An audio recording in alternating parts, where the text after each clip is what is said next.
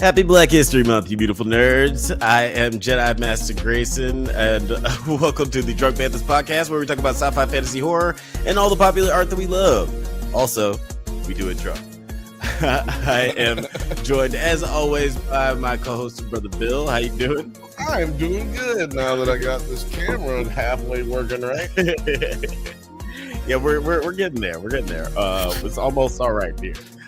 What if I do this? What if I just do this the whole time and just keep playing the whole episode? Yeah, we just adjust it. Yeah, I mean, yeah, they make it visually dynamic. It'll be like a fucking David Lynch movie. Yeah. I'm very excited about tonight's show. We're talking comics. We are talking Severance. We are talking Invincible, and as always, we're talking shit. Yeah, baby. And you know, talking shit's always better with friends. He's practically family, but y'all just hate him because he's light skinned. Bert Goodman, welcome back to the show, bro. For the listening I would love it if you just wouldn't say anything. For the listening audience, he just gave us a sign language that's universally known as "You're number one." You're number one. He just told us right now. How you feeling today, Jeff? I'm sorry, Bert. Excuse me. Good. I'm very excited. That video game that came out last Friday, my super special version, should be getting here tomorrow. So I'm very excited and will not be a good employee for the rest of the week. Super special version. I should mention, worse than usual. Worse than usual. Yeah, I'm never really good. This is the only job he's good at, ladies and gentlemen, or that he he's good at. I know how you feel. Typically, when I get a new video game, it's like, all right, I'm going to be living off of 2 hours of sleep every night for about a month. I played through the entire Yakuza series to prepare for this new one, and that's like 15 games. And I didn't realize how close I was getting to the new one coming out until like last month. So I played 4 fucking games in that span. Oh my God. It was a lot. I got it done, and now I'm just ready for my new goddamn game. And I bought the collector's edition. Oh damn, collector's edition, fancy. I get an eye patch. You said that TV show sucked, right? Yeah, I was not happy with it. I watched 2 episodes. I was like, fuck this. That's disappointing. But you know what isn't disappointing? Story. Yeah, that's. I think I know what you were about to say. I was. I think you. Because you were right. You know what's never disappointing? I mean, it really has never disappointed us. What's that? No, not talking about America. No. I'm talking about Toby Blanco himself. It's Toby Blanco, Jeff's comic book corner. Oh yeah, that's right. Jeff, what are we talking about today? Or not we, you. You're carrying the ball on this one. Honored. Today we will be talking about Jimmy's Bastards. It is a comic book that's basically Archer, but more insane. And probably the only thing I've ever seen that explores the real world ramifications of living that type of lifestyle. Okay, I'm excited to dive into it. And I love Archer. Like, Archer is one of my favorites. Oh, I'm well aware. So, this one, Jimmy's Bastards, starts with this giant Zeppelin-like blimp going down. And in case you can't read what it says on the side, it says Gordon Ramsay's Soar. This is the first all blimp Michelin star restaurant in what's it called? In England. So it starts up there, and we see some guys like yelling out like "Allah Akbar" and like, "I'm gonna take this down. No one can stop me, not even you, Jimmy Regent."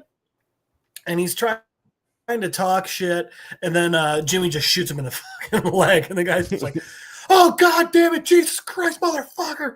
After he gets shot, and then immediately on the next page, Jimmy kills 4 other dudes. pretty impressively, if I do say so myself. He, saves the day, kills the bad guys, breaks the transmitter, and then we get a very classic spy image. It's just the classic, holding the gun up, and like you can almost hear the so it's Jimmy, and it's Jimmy talking to his enemy in this one. What's his name? I'm going to mess this up. Theophilus Trigger. So anyway, evidently this guy Theophilus can get inside people's heads by like just shouting out like crazy shit or like using like trigger words on them. And like if he's able to trigger them with his trigger words, he can literally mind control them. So as a result, he's just yelling ridiculous shit at Jimmy. What he says here is, "Fuck you, Regent. Pregnancy, blood, abortion for dinner. Retarded cousin who walks in your dream or who wanks in your dreams. Fear of castration. Photo of Thatch, child with erection holes. Molested by uncle. Molested by nephew. Savaged by badger. Dad calls you a cunt. No good at algebra. Angry teacher. History of cutting. Man shot." He's just yelling all this stuff out, trying to trigger Jimmy. But being the seasoned spy he is, Jimmy doesn't fall for it. He's just sitting there and he's like, "Theo, like you're not going to get me. It's just not going to happen." So he easily knocks him out. And then he goes, "Huh. Well, Theo was here. He's never far from his partner, Bobo the bastard, the chimp clown."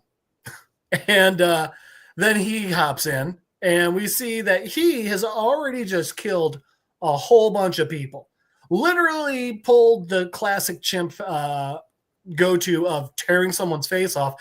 He also seems to be holding a human foot.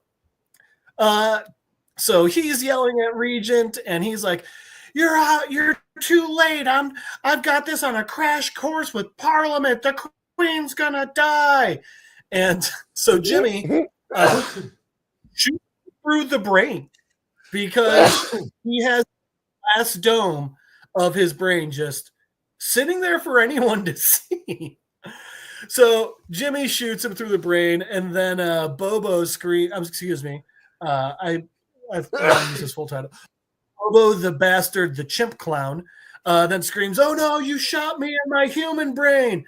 Now I'm becoming primate again." So Bobo starts getting more animalistic and whatever. And so the blimp goes down into the Thames as opposed to hitting Parliament. And as it's going down, Jimmy jumps and grabs onto a helicopter, and he gets pulled in by Olga, and he just goes straight secret agent banter.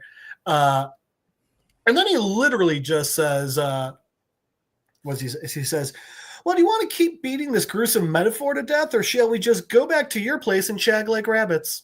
And she's like, "Oh, Jimmy, off we hop."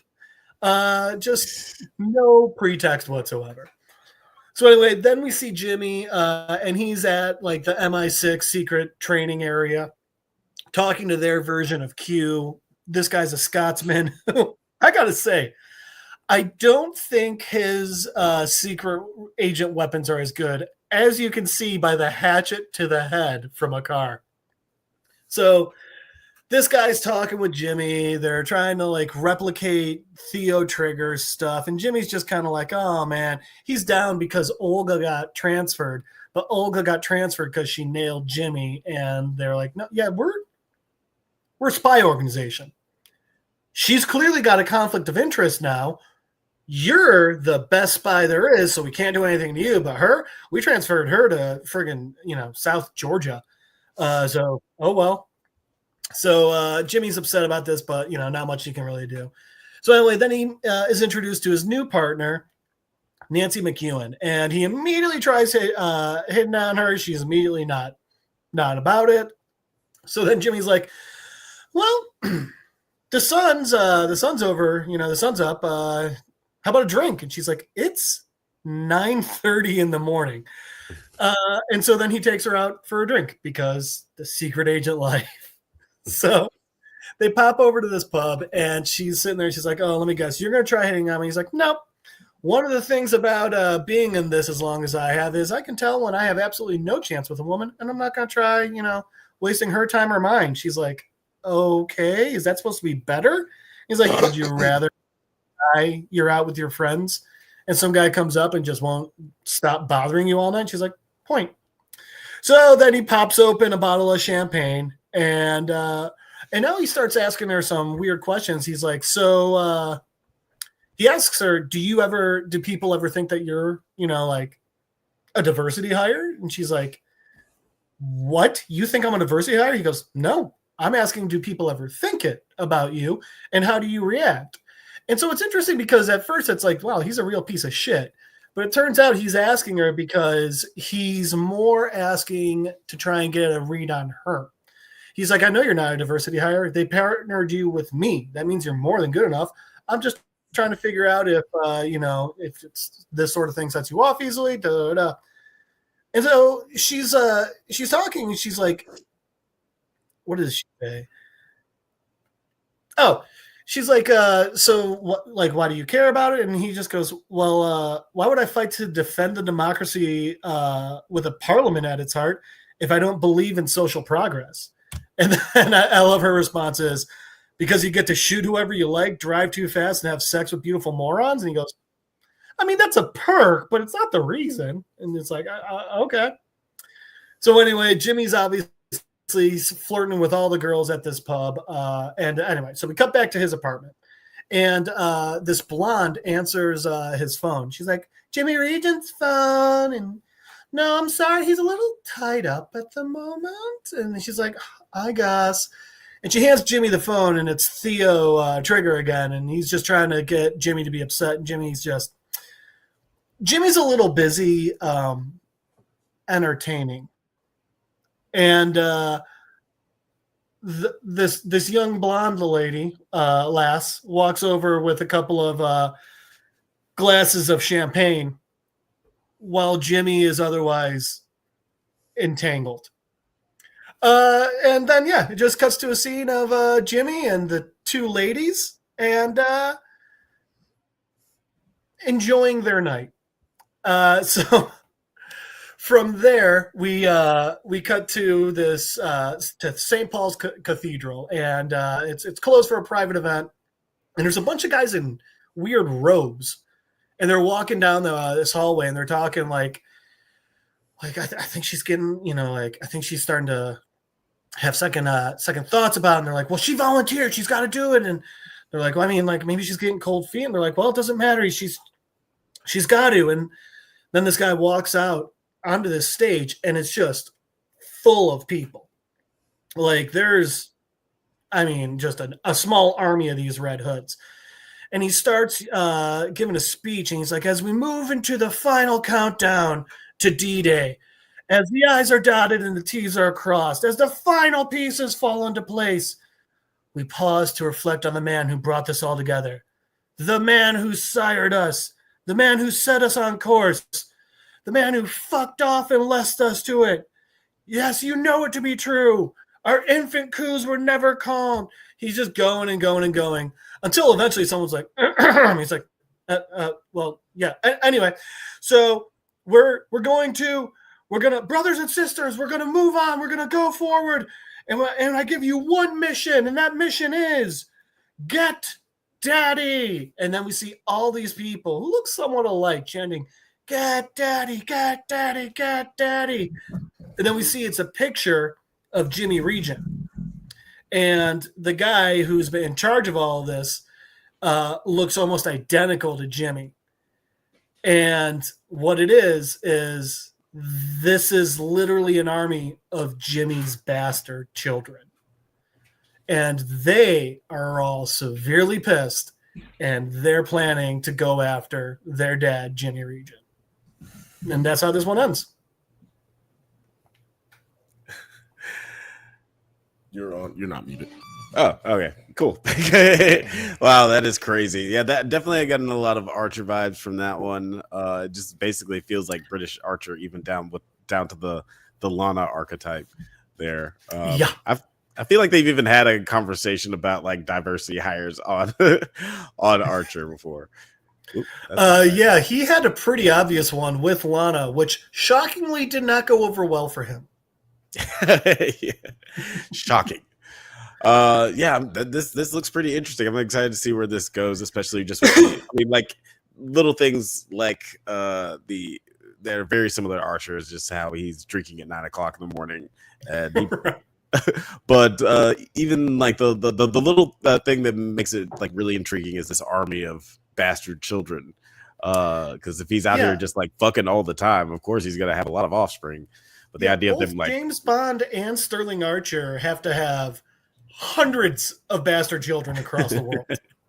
Yeah, unless like I just assume that they're not using protection. You know, like you assume that they're not. Archer used a candy wrapper. What's wrong with that? I don't understand. I don't understand what your problem like, what, is. do you not like nougat? Did he say some shit like that? What? Do you not like nougat? I think he was talking about like low blood sugar or something. Oh yeah, that's what it was. Yeah, gosh, such a great show. Well, yeah, I'm intrigued to see what happens next. Did you like that one, Bill? I have to have nougat. So, sorry. Yeah, no, definitely. That was crazy. Like I said, damn Jimmy. Jimmy was out here.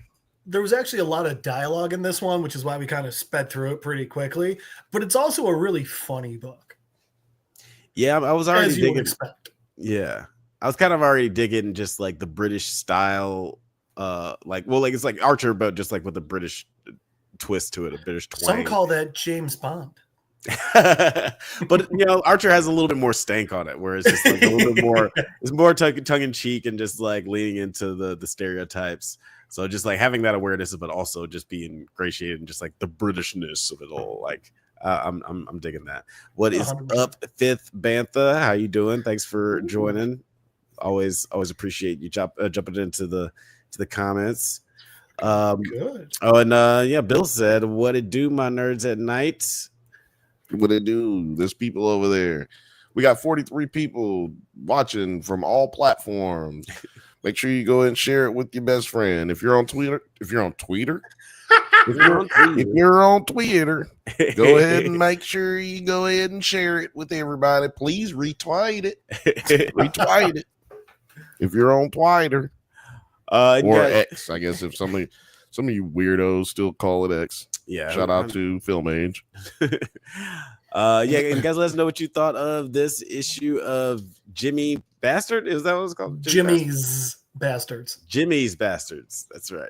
Yeah, baby. Great title. All over the world. Right. But yeah, I guess we should move on Jimmy's to our next our next topic of the night. world. We're talking about Apple TV Plus's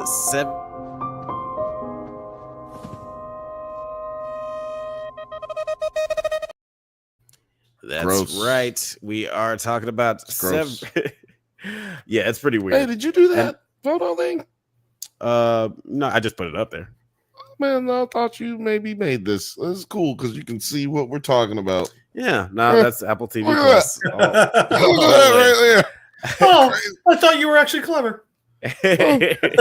Nope. But yeah, we are talking about Severance Season 2, Episode 6, Attila. This episode could have also been called "What is Monogamy Really?" Because this episode really explores all of like the different nuances of being a severed person, exploring love and relationships and romance, and Catholicism. And Catholicism. Yeah, you didn't know that that's where we're gonna go in this show. And also But- slapping cheeks. slapping You cheeks. said love, but I don't know if it was love. Some cheeks getting slapped though. Yeah, like then. Bop, bop. That's the- right. And even the title of the episode, Attila, is like we'll come to find later on in the episode, is a pet name.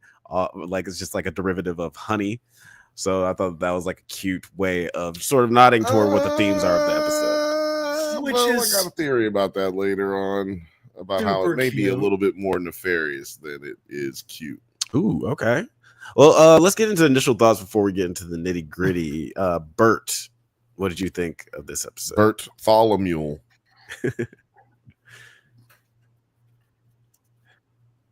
I liked it, obviously. I love this show altogether. One of my first thoughts in this was, I think it was Bill who mentioned that innies are basically like 6-year-olds. And I really got that in this episode. Yeah. Fuck, what's his name? Dylan? The innie with the glasses who held it.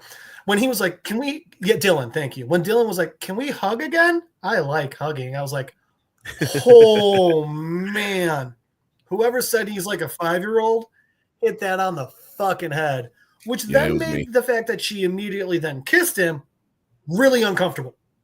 Yeah, it's kind of a Tom Hanks big situation where it's like, how much of a criminal is this woman? Is supposed to be the love interest. No, nobody addressed that in that movie, by the way. Yeah, it was the 80s.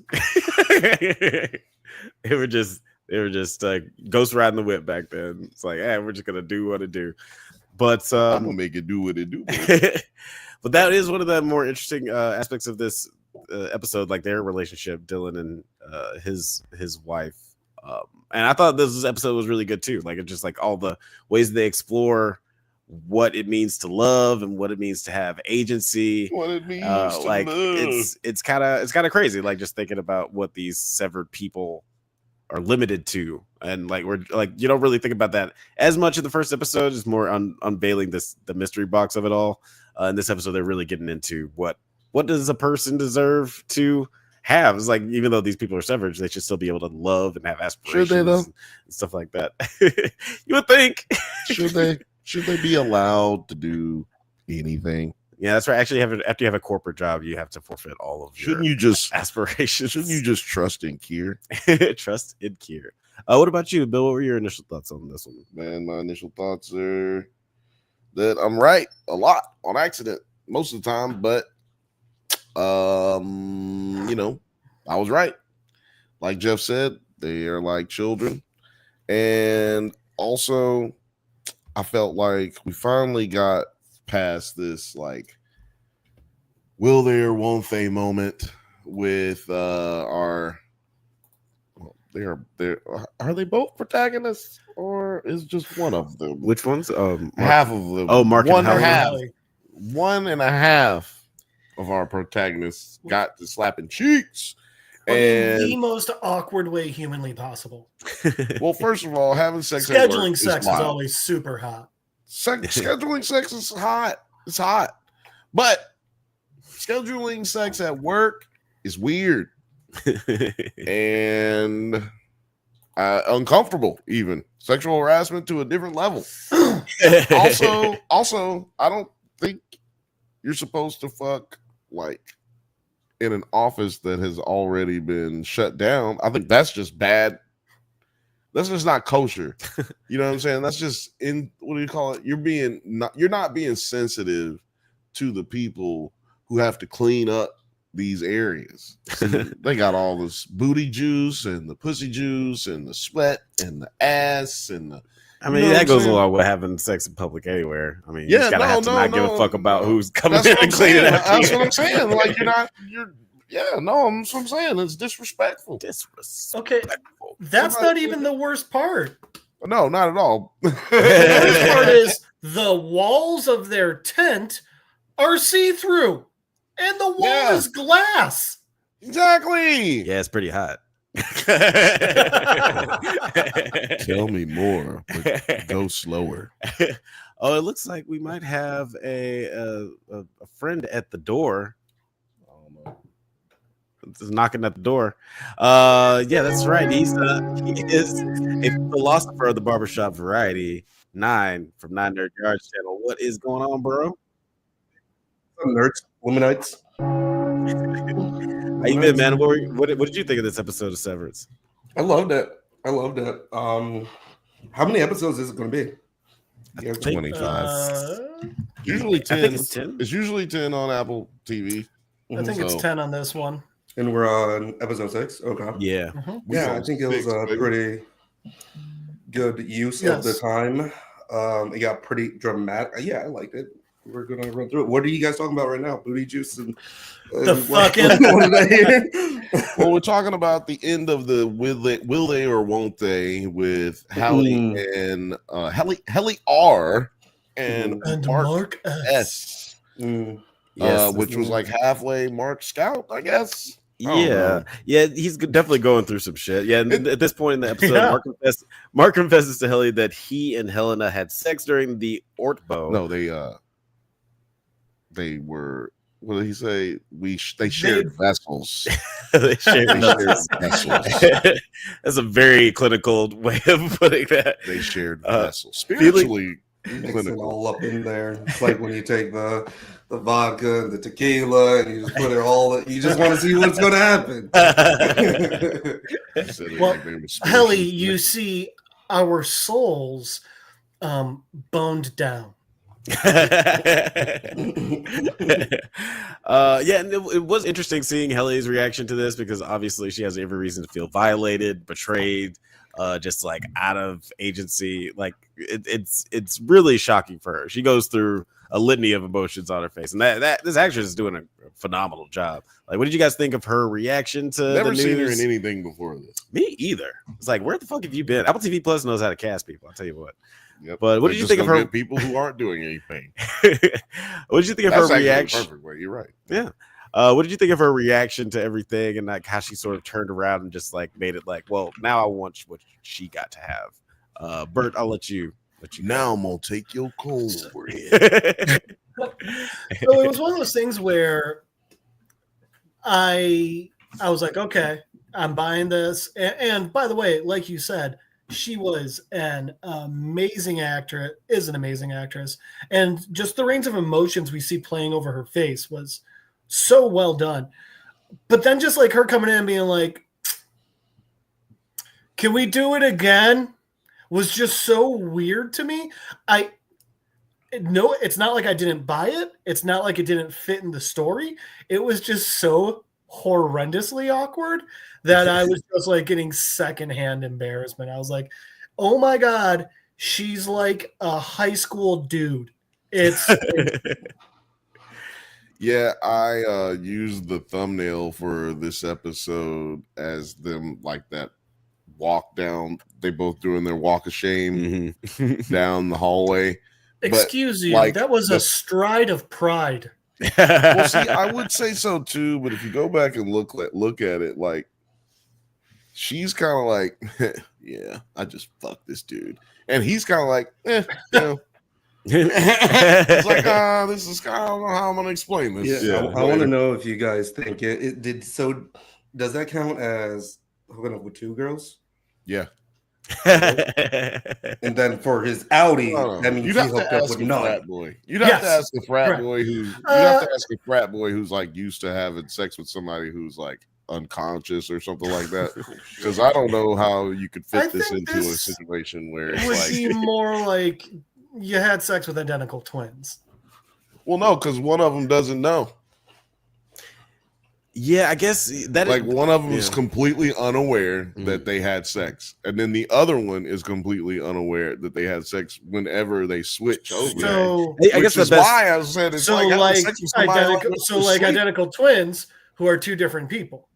You know, I guess it would be. The reason because they're the same person, and it's just a consciousness of switching of consciousness. One conscious going to sleep. That's why I was like, this is like having sex with somebody while they're asleep. It's like they don't know that it's happening. They're completely unconscious, but this other person is experiencing it, and they're completely conscious. Well, it's a weird ass. That's a weird ass. I think the important part is that 9 point out and Outie Mark has had sex with no one, but I feel like he is getting all the stories. Yeah. Well, also he's getting reintegrated, so he's gonna feel it. He's gonna probably like this is the thing. Do you bust a nut when you get reintegrated? If you busted a nut before you got reintegrated with like if you're any bust a nut, do you get reintegrated? No, it just be a wet dream. Yeah, like a wet dream, I guess. Yeah. but it'd just be remembering. I do not have the documents to prove. What the fuck you pull this shit I up? was actually thinking this exact scene too. Oh So yeah, yeah. I was like, this is very reminiscent of this scene from the end of The Graduate. It's like, are they as happy as they like initially seem? Like, is this gonna be like a great love story, or is this gonna end up in some tragedy? cartoon also did that, and it's just like, yeah, they stole that from Wayne's World too. They stole it from Wayne's World also. You hate it when people just like steal from the greats. Fucking Mike Nichols. Which also had Christopher Walken. There we go. We connected. We got it back, baby. Got it back. What do you got? I do want to hear what Nine has thinks about like Brit. the whole. Let's call up Brit. I've been pulling the strings this whole time. I am curious what Nine thinks about the Helly situation, but I do want to play this clip of the creator talking about the character of Helly and her development. What you see about Helena in the early episodes, she doesn't seem to be terribly happy when she comes to understand this this warmth and this kinship that her Innie feels with her work family, but most especially with Mark. So I think for her, she's starting to really wonder, is this the life that I want, or would I be happier if I could be somebody like Helly? It transcends that even. It's about who could I have been had I not grown up in this machine that is Lumen Industries. Yeah, so I think that's like one of the bigger things that like she's feeling regret about having lived under the thumb of just the Egan Empire. I don't think it's so much regret as it is. It's the what ifs. It's frustration. It's what do you call it? When it's the restrictions. It's the inability to make decisions for yourself. It's the constant what I can assume is abuse, because I can't remember what they called it, but when Helena was sitting with old Redbone and Hodor, he was sitting with them. When he was sitting with them, he was like Hodor suggested she go through some kind of wellness thing, not wellness, but it was some kind of she had to still tame her tempers or whatever. Like, I don't like he was like, but she was like, I'm good, like in a sense that like she's experienced it before, almost like when they say, do you need a trip to the break room? Right, he's like, no thank you. You need a trip to the break room? Is that what you're telling me? And then, so I feel like she's been not just restricted, but almost like a sheltered, like a prisoner almost. Like, how back in the day they had princesses, but they had to stay locked up, basically. Like, bitch, you ain't gonna be sneaking out of here and giving your pussy to just anybody. And so then, that's not what we about to do. So I think that's kind of what happened, and that's when we get that introduction. I know I'm skipping ahead. I'm not gonna go into too much detail, but when she follows Mark to the restaurant, right? Creepy. The theory is on the internet is that she's pregnant. Hey, I've heard that. Don't get upset because they flirt different than you. Which by the way, is Audi Mark way smoother than any Mark? Probably. I mean, well, in that restaurant, he was flirting like a normal person. Oh, God damn it, Bill! It goes back to it. Because any Mark is only like 6. Of course he doesn't know how to flirt. Yep. Yeah. Let's just give him 12. Let's give him 12 since he didn't bust a nut. We're going to say he's at least 12. But what about you? Like, what did you think of somebody busted a nut in this show? Like, nobody has relieved themselves of stress of the nature that, that builds up in these types of situations. Yeah, you can't imagine what these. Rickon did. He has a child. That's true. That's true. Like, man, what did you think? What do you think of like Helly's character going so far, and like this really strange scene in the restaurant where she's like totally flirting with Mark? Yeah, with Helly's Innie, I thought it was gonna be funny if she was like, well, because you fucked my Audi, I'm going to like fuck Dylan. So everyone's getting a piece of the pie, you know what I'm saying? A little bit. No shout out, no shame to Dylan and his shape and how he lives his life. But with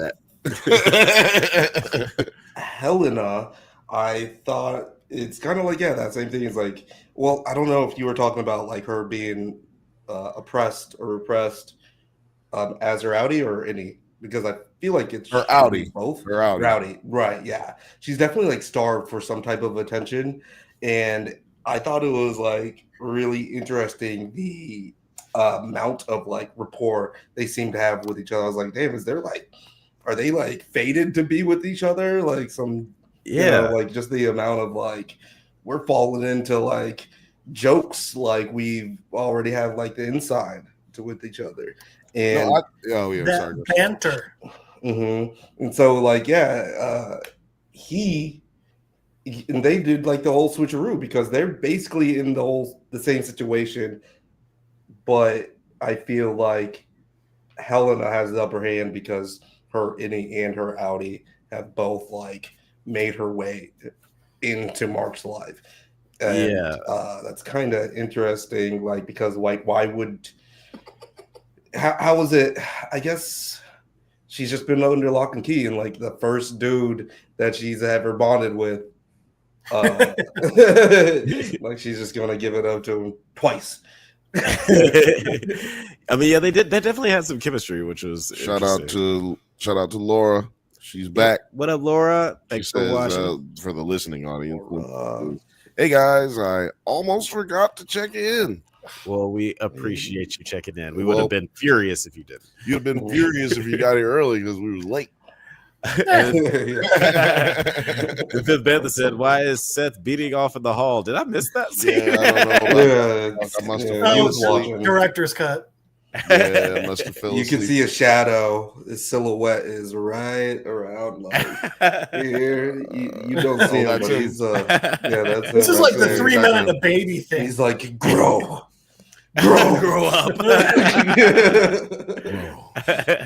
And it's funny you brought up an interesting thing earlier, Bill, where it's like where Helena and Mark are kind of both leads of this story because she is the first character that we see. She's the one who introduces us into this world, and even though Mark is the person we follow for the most part, I think that they're both like equally very interesting characters, even with everything that's going on with Mark's zombie wife, Gemma. Is she the first person we see? Or was it when Mark's crying in the parking lot, I thought? Oh, yeah, that is how it... Wait. No, it opens... the first scene is her on the table. Okay. I think that, and then they go back, right? Mm-hmm. Guys, let us know in the comments if you remember, because it's been a minute. What's up, Talking Turd? How you doing? TT. Oh, you... Does it also, do you guys feel like any Helly had sex with Mark partially to get back at outie Helena? Like, oh, you're not taking my man, like it did seem like some spite. She definitely said, I feel like she basically said that. She was like, I want that. She got that. I want that dick. She got your dick. I want some dick. It was so awkward the way she said it. I wrote it down. I don't want her memory. I want my own. Would you like that? That's so weird. I want to give my pussy away. Would you like that? Would you like that? Most of the time I hit on a girl, I end it with, would you like that? You should end everything. I feel like ending a sentence to a woman like that is assault. I feel like everybody should just end every sentence with, would you like that? Would you like that? Would you like that? Yeah. Laura says, I keep worrying about her getting pregnant, either Helena or Helly. Would you like that? So I feel like I think she is pregnant, and that's what I was saying earlier. Go ahead, Jeff. But I feel like it wasn't from the camping retreat. I feel like it would be from this one. Because the camping retreat, remember, that was outie Helena. So she would know enough. She would outside have the opportunity to take care of things, right? However she saw fit. But any The innies, I mean, like they have to empty their pockets before they go to the floor. They're not sneaking condoms down there. And this is why I would. So you're absolutely correct in everything that you said, but I believe that if Helly is pregnant, it is if Helena is pregnant, it's because Helena wanted to get pregnant, and I think because the daddy shit is what sent it over the fucking moon for me. When she sits with Mark Scout and she's talking about introducing him to her father, that's when it really gets kind of creepy. It gets really creepy if you put into context the things that have happened since, not just the little bickery banter back and forth, but she has information that Mark doesn't. She's privy to a lot of shit that Mark's not privy to. She's watched, however, we don't know how many hours of videotape she watched after she saw that kiss. Yeah. Right. She probably, and I think that's why she was able to kind of be in the know about a lot of the stuff when she got there. That's why she was able to trick them enough, because she watched herself interact with them, because her whole demeanor had to be different. Yeah, not Irving though, because he was like Irving, but see, Irving's character clearly has some type of experience in investigation. Yeah, he's on some spy shit. He's on some type of spy shit. So I think that's something that you wouldn't lose. Just like Mark S is funny in his innie is funny the same way his outie is funny. Their humor is different because it's lighter in the innies type of humor, but again, that's because he's basically 12. Right. Yeah. I went up 6 years because he became a man this episode. He bar mitzvahed, yeah, exactly. Mazel tov. Today you are a man. But yeah, let's talk a little bit about Milkshake, because he has an interesting turn in this episode. I'm actually gonna just play this clip real quick where the actor playing Milkshake talks a little bit about his journey. Finally, we look at how he responds to his performance review. He spends the day in a room with thousands of paper clips to ensure that he gets the papers clipped just right. This is a man who is completely devoted. He's locked in. One of my favorite lines is when Milkshake says, "I'm tightening the leash." We see that this is a very different guy that we were introduced to in season 1. Yeah, I think it led me to believe a lot of the things that we kind of talked about last week. You wear a fucking leather tie? A leather tie? Hold on. Wait, we look at how he responds to... Yes, he's wearing... we look at how he responds to his performance review. He spends the day in a room. Yeah, that's a leather tie. Yeah, that's a leather tie. That's a choice. But he also, if you go on his Instagram page, nothing but fashion stuff. Like all his photos are just like crazy, elaborate fashion shit. I thought he was British at first, because the Brits be over there doing a lot of that stuff. Well, don't necessarily do a lot of that over here. Yeah, but Americans look like trash. No, I mean, like black men don't necessarily like black actors don't be on their Instagram showing them in lavish clothes on red carpets and going to what's Coleman Domingo. Yeah, you know what I mean. So yeah, I just explaining that weird ass outfit, but but yeah, Milkshake. He brought all the girls may together. not be dealing. Well, I hypothesized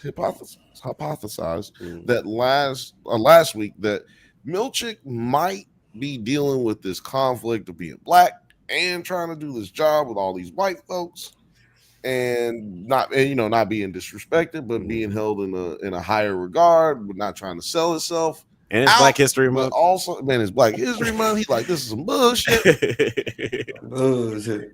And hold on a second. We just had a beep. Did we just have a beep? We did just have a beep. I think that the motion sensor on the front porch just went off. So, Oh, That's right. He might be a variant. He might be a clone. Who's to say? I guess only him. Producer T, what is up? Oh, nope. No, he's like, That's crazy.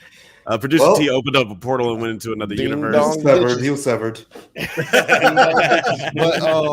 he was sent to the break room. my point about Milchick is he puts this extra effort in this episode that leads me to where the hell? I thought that thing got jacked. It came. No. Shout out to Doug Benson, very near and dear friend of the show. He gave me his because he didn't want it anymore because it's fucking creepy. Yeah, he's right. That is fair. That is like, I was a little too. I had a proper amount of dabs before seeing this movie, and like watching it. It's sitting on my lap, and I would look down, and I could see the glow, and I literally had to like just turn it away from me during the movie. But like, I can't have this thing staring at me while I'm watching it. Good. What? Thumbs up on the movie then? Definitely go see it. It's funny. It doesn't take itself seriously. It knows its jokes, and a lot of good kills, a lot of gore. Yeah, even the ones that you see in the trailers and commercials, they're so much better than you think. Yeah, audible gas with me going, whoa, yeah. I gotta check that one out. Between that one and Long Legs, which one did you think is better? I didn't see Long Legs, but you know what? Everyone I've talked to about Long Legs so far, I've been giving it the booze. I think it was great. One person that's enjoyed it, but everyone that have seen Monkey and I've seen Monkey, thumbs up. So I will go see Monkey. Go see the Monkey. Gotta check it out. I too have not seen Long Legs, but I cannot oversell Monkey. It was so fucking good. It was like Terry said. It knew its audience and knew what type of movie it was, and it hit that perfectly. Bert, nobody asked me Black History Month. So make that is very true. I was just checking. Look, man, but no. That was very good. That was a very good analysis, Jeff or Bert. I mean, look, put in his rundown. The man with many names. The man. But I forgot what I was about to say. But anyway, back to Severance. Severance. No. I forgot all about what I was going to say about Milchick. But no, I know what I was going to say is that even though he's been slighted, his blackness has been stepped on Black History Month. He put in another level of dedication, like he mentioned like the actor mentioned in the clip we just played. He said he went out to put thousands of paper clips. You saw that big ass tub of paper clips? That was, yeah. Man, he had his arm in there. When he got to the end, he had his arm down in that bitch like this, trying to get him. I was like, man, that's a lot of paper clips. And also, what time period are we in? Yeah. Paper. We got the digital, old school computer facsimile sheet paper. We've seen that. We've seen a nigga putting paper clips together with paper. Don't nobody use paper no more. I mean, there's some office settings where they use paper, of course. But nobody's doing that. Nobody's doing that. Cars, I'm gonna send you a PDF file. Everybody from the early 90s. I haven't seen one that's older than 91. I haven't seen one and that means it might be an 89. Yeah. All the cars are made of steel. It feels like it exists in the same universe as like the Batman animated series, where it's just like this weird not that quasi. Far. Not that far, but yes, it's somewhere. It's like that. Yeah, it's like that because the Batman animated series was like the 40s, perfect. 30s. Yeah. I mean, yes, it was perfect. Go check it out on HBO. But then later, what we have going on with Mr. Drummond? Oh, wait a minute. You didn't say nothing about how you felt about Milchick. I mean, I think that's interesting. I think it's just like still very much a mystery box of what's really going on with him. It's like obviously there's something bubbling to the surface with his psyche, how much he is conflicted with what Lumen is, and also like who he is as a black man. It's just, and also he's like, you know, going through a Blade Runner situation. It's like, am I a robot? I still think that nigga's a robot, but you really think? I don't really think he's a robot. On, it just doesn't make any sense that he's doing all the things that he's doing without being a fucking robot. You can't say that.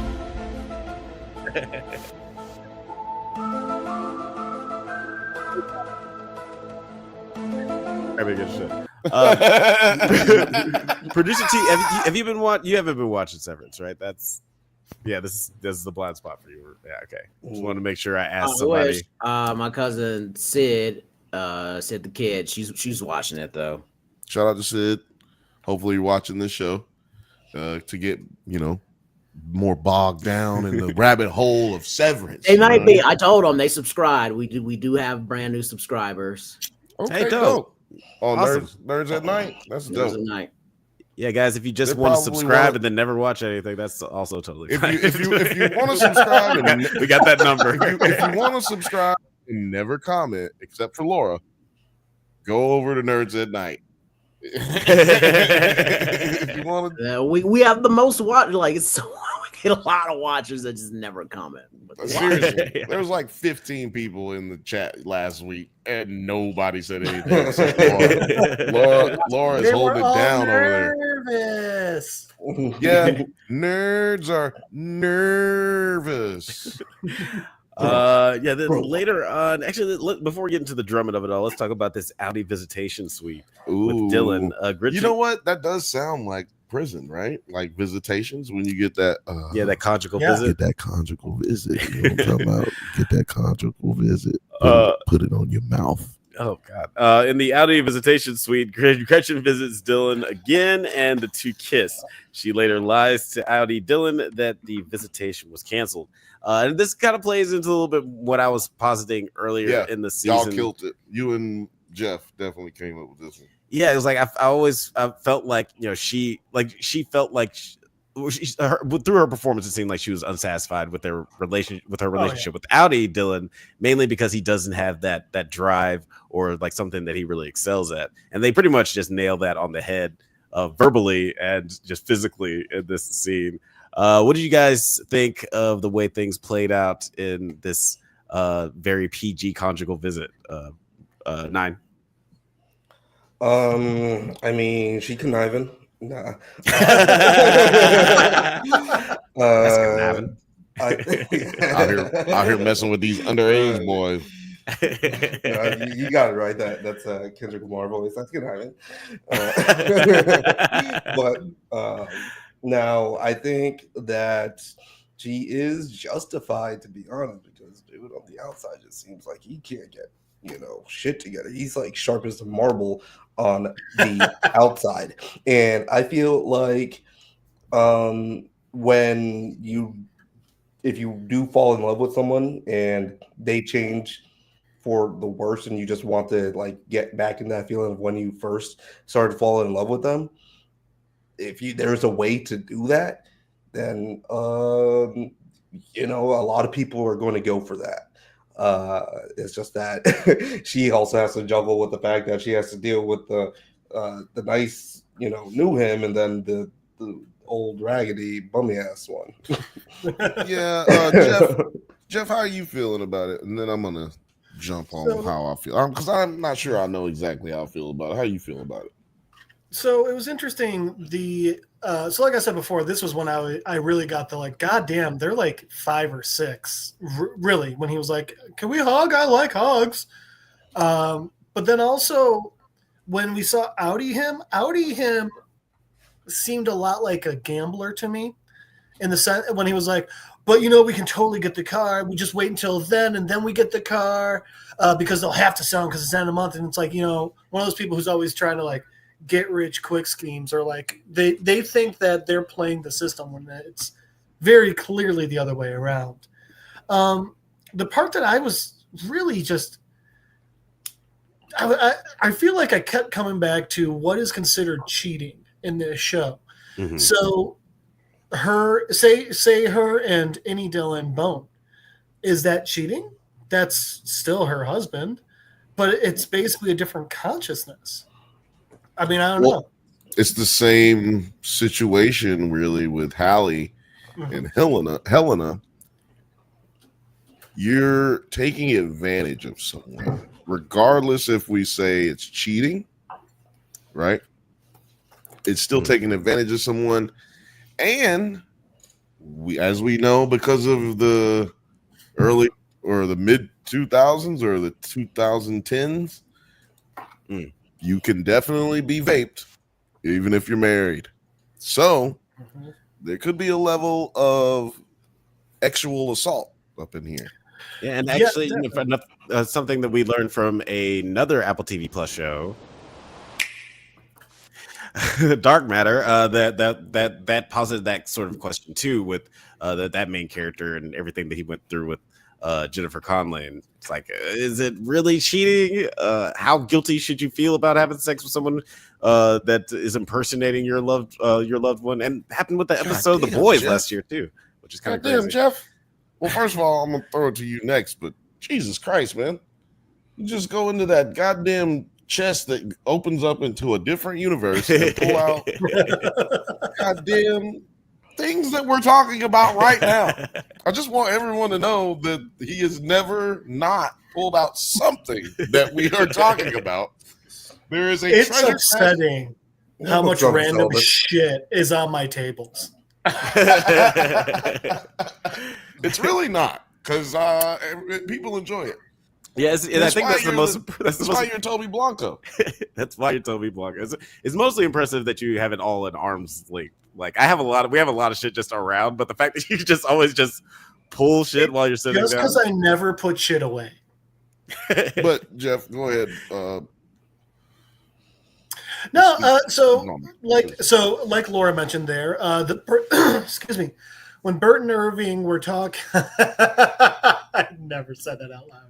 Yeah, it sounds like That's Bert. good. Did I not say that? Did I say that once? I don't know. Oh, you might have. I think I might have said it to you, just Alex off pod. not been paying attention. But anyway, But Bert and Ernie are. when Bert and Ernie and Clive are talking about it all, so that actually made me have a question. Think of something here, and I do have a question for the group. If your any partner has sex with someone else, if your any partner has sex with another any, is it cheating? Put it on the board. I don't think so. Should I make a poll? I personally feel like that would be like, does my this is by a person from an alternate Hold on. universe. What's the question again? What's the question If again? your any has, if your any partner, so like someone you're dating, if their any has sex with another any, is it cheating? If your partner is an any, and the any partner has sex with their any, with their any coworker, is it cheating? Ooh, shit. Yeah, I don't think Is so. it cheating if you have sex on a roofie? Now, here's another question. These are very interesting questions. Go ahead. So, and now here's the part where I thought it got interesting. I'm not making a poll for that. Is it cheating if they had that sex, like when, say, the overtime protocol or something else where somehow they're not on those lumen floors and then they have sex? Is that cheating? 9. Are you able to put that on the poll on Nerds at Night? Maybe the people who are watching, and not listening will actually click and vote it. People love to vote. If you're any, same question as before, but it's overtime protocol. They're not I'm gonna try to simplify so you can all fit in there. If you're an any having sex with your any coworker, is it cheating? Yeah, I would think it would have to not be just from the sense of just like the thing that hurts so much about like being cheated on is losing that trust that person would, be unfaithful, like consciously unfaithful. If your any is doing it and you have absolutely no awareness of what that person is doing, it's like they actually believe that it's a completely different soul. It's like then you can't be responsible for the actions of that other person. The different soul. So what about the overtime protocol? I think that's just location. So they're out in the real world and they know that they're out in the real world. They know they're not separated from it all anymore. And then they decide to have sex. I think overtime protocol is still just the innie, but they're outside. I think that's just location. If it's like some sort of weird integration thing where they have full realization of everything and then they still decide to make that decision, it's different. But it's still like two different consciences, in my opinion, making two different choices. Well, since you said souls, because I wanted to go ease on into the Bert and Irving back into the. I want to no freaky. I want to ease back into the Bert and Ernie story. Man, there's a lot of websites that you can see that. There's a lot of fanfic. Bert and his husband Fields have Irving for dinner, and an awkward conversation unfolds. Now, it's funny. I watched this interview with Christopher Walken, and he just like akin this to like what usually happens during these dinners that are inherently uncomfortable is that somebody's going to get a little too drunk and make an ass themselves and ask a question that they shouldn't. That's just basically the basis of this scene, but they're just like the implications are just so crazy just because of all the severed technology. Also, this mystery box behind how long Christopher Walken has really been working for Lumen. Bert, what did you think of just Ernie. That? What did you think of your conniving ass in this episode? You think Bert's lying here? Oh, he's 100% lying. And that, for me, just kind of confirms it always felt like he was lying about something and being shady. And I always got the feeling he was more of a Lumen man than he was letting on, And I think this episode just really solidified that. He was obviously caught in that lie and didn't play it off well at all. I mean, I think like he even tried, like even when they tried getting back to like oh no, it's only been 6 years. They're like, no, I think it's only 5. Okay, smooth. Right, real smooth. Yeah, solid recovery. And Bill, do you, speaking of lies and deceit, Bill, do you think that our resident expert on lies and deceit? Lies and deceit, Bill. Let's throw it to Bill. Now, do you think that Irving is possibly he knows more than he's letting on? He's pulling this espionage shit, just trying to dig more information out of Bert because it seems like he's been investigating. Well, I think that's the only reason he accepted the invitation to go there. Like, let's see what the fuck is going on over here with Bert. Like, he did invite me over, but like, so maybe he's not weird, but also, I don't know, man. Like, why are you inviting me over? But he has Bert's information. The reason Irving was able to find Bert's house was because Audi Irving already had Bert's information. He already knew that he was a severed employee. And like you said, this is just a deep dive. This is what was his name at the comic? Jimmy. This is one of them Jimmy type situations. He going deep undercover. Oh, but yeah. He's gay. Yeah. So Jimmy he's Regent. gay. Yeah, Jimmy Regent is out here, but this Jimmy is gay. So he out here slapping cheeks with men's while he's on his espionage. You know what I'm saying? Yeah. That would fix Jimmy's entire problem in Jimmy's Bastards. Exactly. You can't have no bastards if you slapping cheeks. They start fucking. It was gross. But no. See, it should have been this. See, you can't have no children if you slap cheeks with men. But that's that because it's not gross for cheeks to be slapped by men. Yeah, not just inherently men. It's just But they are old, so you just think sex in general is gross? Got it. Meanwhile, Mr. Drummond breaks into Irving's apartment and discovers his directory of human employees. Hodor broke that the voice. door. Ragabi then tells Mark they must accelerate the reintegration process by surgically flooding his severance chip despite the risk of hemorrhage. Sounds like a great idea. Mark refuses and encounters Helena at a restaurant. He leaves shortly after and decides to proceed with the reintegration while talking to Devin shortly after the procedure. Mark passes out. See, be careful what you wish for. This nigga talking about it's taking too long. It's taking too long. It's taking too long. That bitch hit his ass up in the brain with some motherfucking go juice. I can't remember what it's called, but there's a certain type of fluid that they put into your brain because it's similar to your brain fluid because your brain is surrounded by fluid here. And so, yeah, I can't remember what it's called. But anyway, I'm going to call it go juice. Mezcal. That Jeffrey Dahmer shit. You said mezcal? That's just your brain, Jeff. but yeah, because I think I could have just gone without speeding up after all that shit. Like, yeah, and it seemed like his reaction initially, because I like how desperate Ragabi seems. Like, she's like, we got to do it. We got to move forward. And he's like, I don't even know about this. Could you just chill bitch, out? I don't even know you like that. So I liked that push and pull for a little while because she's not a perfect person. She seems a little obsessed and a little crazy. So I like that about that character. But yeah, Nine, what did you think of Mark, just like his ultimate decision to accelerate things and how things sort of play out with him in the end of the episode? Yeah, I think you said everything that needed to be said about it because it was like you got what you wished for and now you're about to be crashing out. And I thought it was just kind of weird. Like, why is Devin showing up all of a sudden like that? I don't know like how they've been communicating. I guess the whole scene was weird because I was trying to figure out when he was, not just like where he was, because it was just like, wait, what way is he experiencing this stuff? Because it almost seemed like his inside self was experiencing the shit was happening in the future. I was like, what's going on here? But it was kind of a weird thing.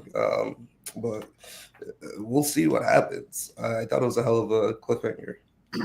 That is an interesting thing, that the way that they did that shot where you didn't know if he was remembering or I guess she does say that he was recollecting something that happened very recently in the office, but on the Severance floor, it seemed like he was seeing what like the present Mark was seeing. So yeah, it's kind of weird, like trying to just the way it was edited. It was just like, damn, is he in a time loop? I don't know. Is that time loop? It reminded me of Butterfly Effect. Whenever he would change things and come back, and all the memories would rush in to a point where it was almost like, I mean, it was killing him. And he did get a nosebleed, and he also Adam Scott got a nosebleed, or Mark Scout got a nose. Isn't that weird? Adam Scott, Mark Scout. Yeah, I don't know. Anyway, maybe it's just me. It's kind of close. But yeah, that shot though was dope. Yeah, I don't know if you have a clip of it, but that shit was so dope. Like, you really feel that shit. Like, his shit is going bonkers. I think also when he was trying, like, when the glass, first time I saw the episode, seemed like what the fuck is he doing with the glass? Like when he was talking to his sister and his head's fucking ringing. Yeah. I realized on the second or maybe even the third watch, he's trying to grab it. He's having a stroke. Yeah. He's trying to grab it and he can't grab it. And remember, he was like, what's that smell? My immediate thought was like, well, that's toast. Right. That's toast. Yeah, exactly. Yeah. And also it looked like he was trying to talk and couldn't talk. Yeah. Because you lose your speech as well. I think, what's her name? Ragafi. Devin? I think Ragafi knew that was what was going to happen.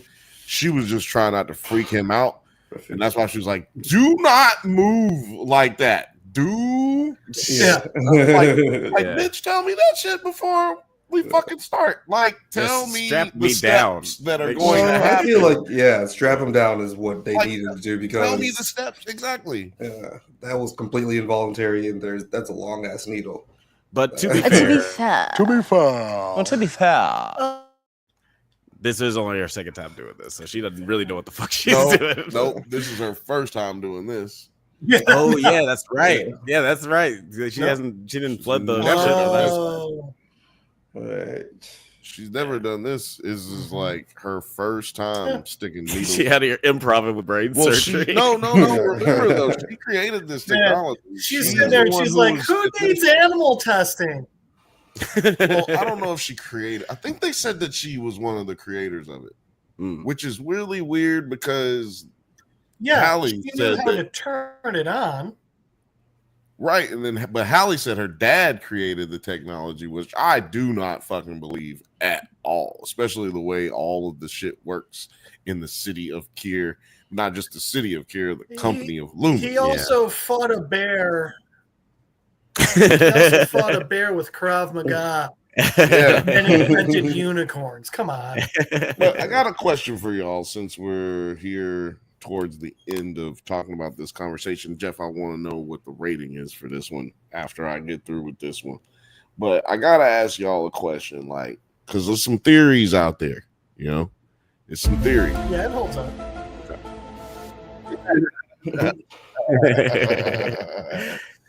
But yeah, man. So yeah, we went over the theory of, is Hallie pregnant? Right. But what do y'all think is gonna happen when we get Gemma out?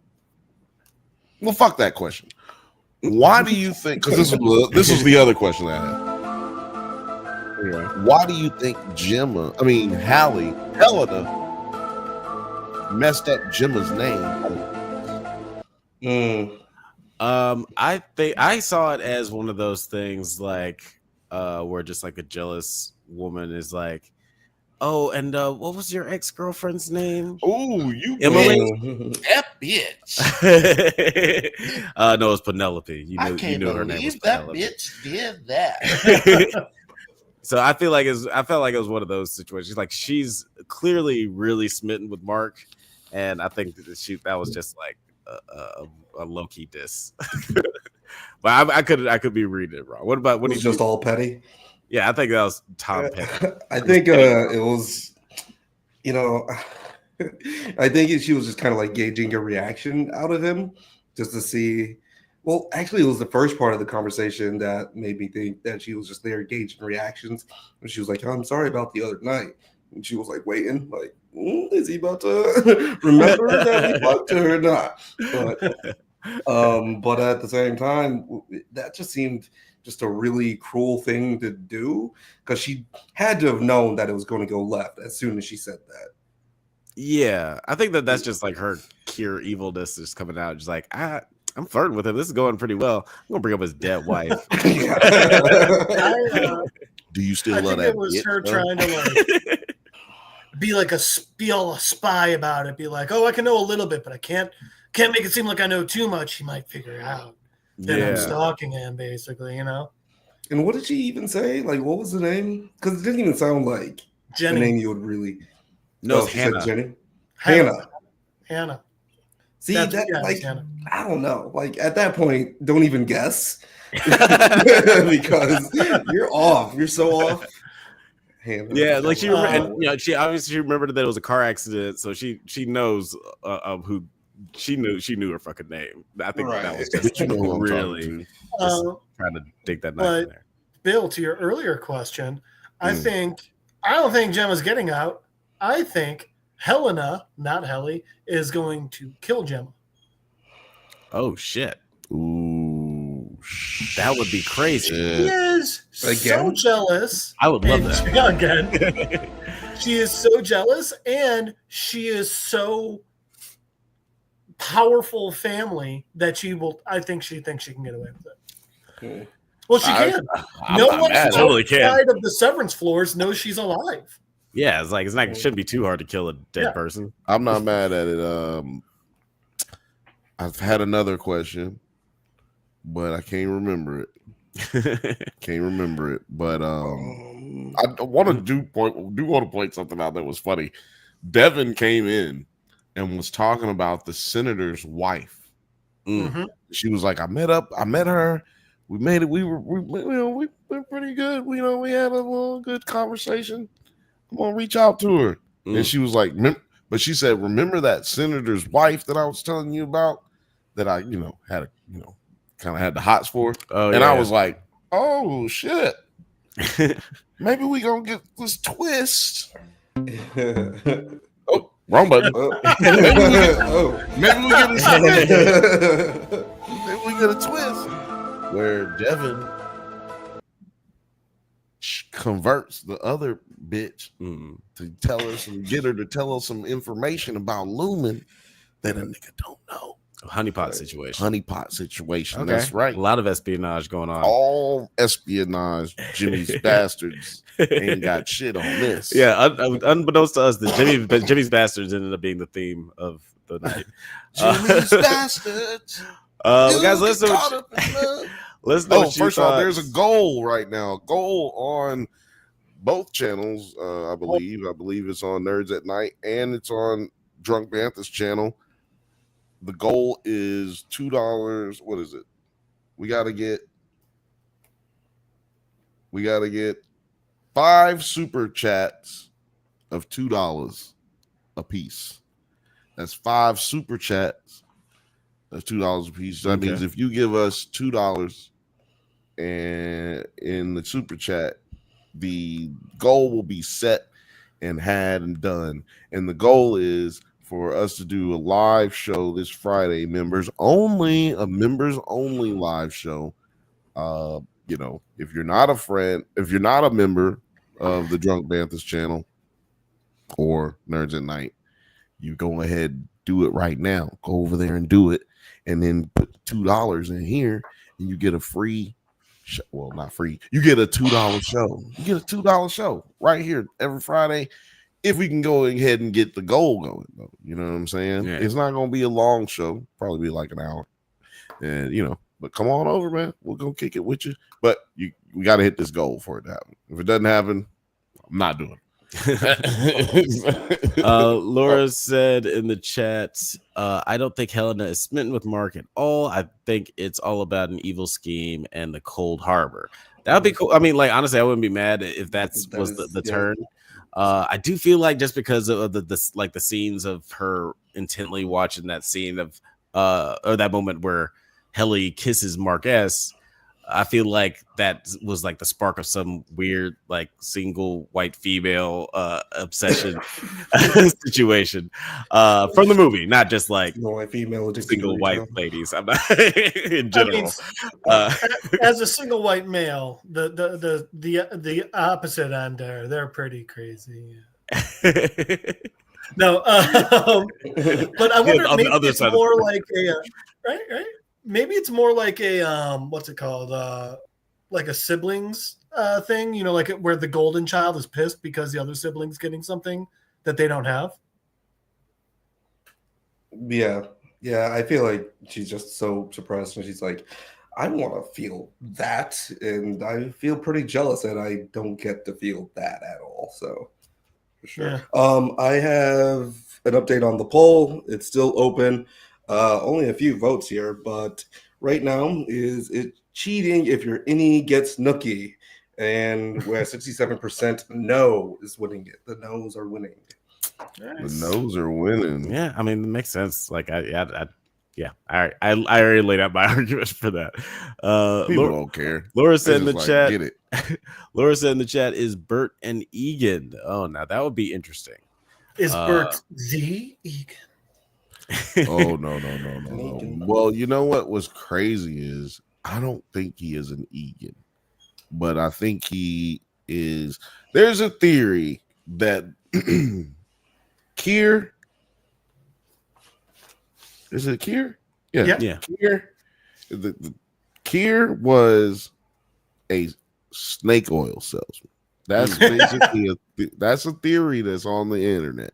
I'm sorry. I'm laughing because of how perfect and how much that one makes sense. It really does.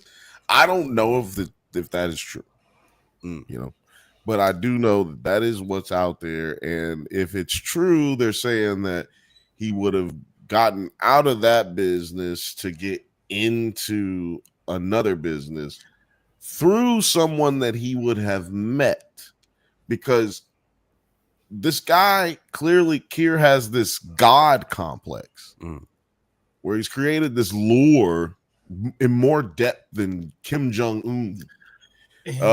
and just as outlandish and ridiculous. But he didn't name the company Kier. The company's name is Lumen. Yeah. I saw theories out there where maybe Kier isn't the owner of Lumen. Maybe Kier didn't create Lumen, but got involved in the cult of Lumen. And then maybe it's like, you know, a situation where he creates his own lure after the fact, because now he's the head of this company, Lumen, over the years. I mean, there's plenty of cults that, you know, were started and then someone came in and took it over. But I mean, I'm just going to go ahead and quote my Lord and Savior, the great L. Ron Hubbard. You want to get rich? Create a religion. Oh, geez. Yeah. And that's what like a lot of Lumen are doing. And if you like, not saying that all preachers or clergymen are cheats and thieves, but you do find a lot of those people, especially in that time period, that were cheating people because they were able to take advantage of their faith. Yeah. Prosperity gospel. You gotta plant that seed. And yeah, so I think that, so with that being said, Bert says that he was a scoundrel. He says that in a certain time in his life, he was a scoundrel, and that he ended up, he was a scoundrel. Yeah, he went with Francis, whatever it is. Cecil Fields. Fields, yeah. So he goes with Fields to church, and that's where he turns a new leaf. He's converted to Lumen. He's converted to the life of Kier. And I'm just going based off of what he said. And that's what usually, like you were saying, when you get into certain cults, it's usually that kind of a storyline where you get into what I was saying is, I think that your explanation right now, plus Laura saying I thought so because of the 20 years thing, those together make me think that maybe he is an Egan. Well, I just don't get Kier or whoever. Well, yeah, that would be maybe he's a Kier, not an Egan. I don't feel like he's an Egan because he's not involved in all of the things that we've seen like at that level. But I do think he could be a Kier. That would make a lot of sense because he has this evil stare that he gave him the entire. I don't know. I wouldn't feel comfortable at that dinner. Like those eyes were weird. I mean, I still would have gotten it done. I was still, would have, but I wouldn't have trusted him at all. Ravage me with those eyes. But did you guys notice that like the region they live in is called Kier? So I mean, like, I think I brought it up like 4 episodes ago. Yeah, we were trying to figure out what state they were in, and I think that's when you mentioned it. And then we saw it when Hodor was going through, and we saw the map. Hold the door. When he went into that, when he broke into Irvin's place, that's what I screamed. Hold the door! Hold the door! There's definitely a lot to be uncovered about Bert specifically because he's definitely got some ties with Lumen, Bert and Ernie, and Egan. Bert and Ernie, they both got secrets in that fucking bathtub. Oh, I said Irving that time. I just got you. I got you. Say it fast, and it sounds like saying. But guys, let us know in the comments what you thought of this episode of Severance. We're gonna move on to 0 super chats, by the way. Very disappointing. It's disappointing. Though, but it gives me a free fucking day off. I'll tell you that much. If y'all don't vote, but if you vote right now, I mean, if you give away your money to YouTube, then then I will do this to the YouTube gods. Yeah, shout out to YouTube. But we're gonna move on to before we move on. Let's do the little housekeeping thing that we do at the beginning, but we didn't do it today. Okay. Yeah. Like, let's talk Let's about pay some bills. Yeah. So we got. I got a video essay about. Fuck. I'm so caught off guard. So we have the a video review of Companion coming out tomorrow, so you guys can check that out. Also on Wednesday we got a new episode. Does it hold up? Or we're talking about I'm gonna get you sucker. The last Does it hold up episode here in Black History Month. We got our blackest guy we know, Blake, coming through to talk about it. And also The don't darkest forget skinned person that we know. and of course don't forget to tune in every Thursday at 7 p.m. Pacific time to watch the Bantha Bunch, hosted by your favorite cousin Bill. Oh, yeah, Billiam, what are you guys going to be talking I about? forgot that's the name of the show.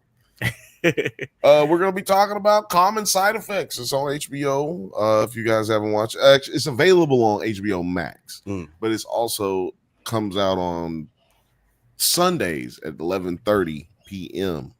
So on Adult Swim, and I don't know, is that still Cartoon Network? I thought they went off TV. I don't know, but go over there and check it out on the Drunk Bantha Show and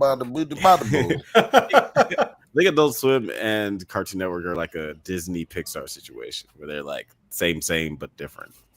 No, they were, but Cartoon Network. I heard that Cartoon Network was going away, like they were going to cancel just like the channel, the whole thing. But I was like, how do you do that and have Adult Swim? But I don't know. Maybe it's just the Adult Swim channel now. I don't know. Yeah, maybe. But yeah, we're gonna be talking about Common Side Effects, and great show. It's a great show. Make sure you guys like and subscribe right now, so you don't miss nothing. The more you like, the more you comment, the more our shit pops up into your lexicon of YouTube's algorithm. Yeah, if you have anything in common with Aerosmith, Steven Tyler, you don't want to miss a thing. So we should go ahead and move on to our next topic. That was off the dome right there, y'all. Let's not written down over here. Let's go into our last topic of the night. Yeah, that's right. We're talking about Amazon Prime TV show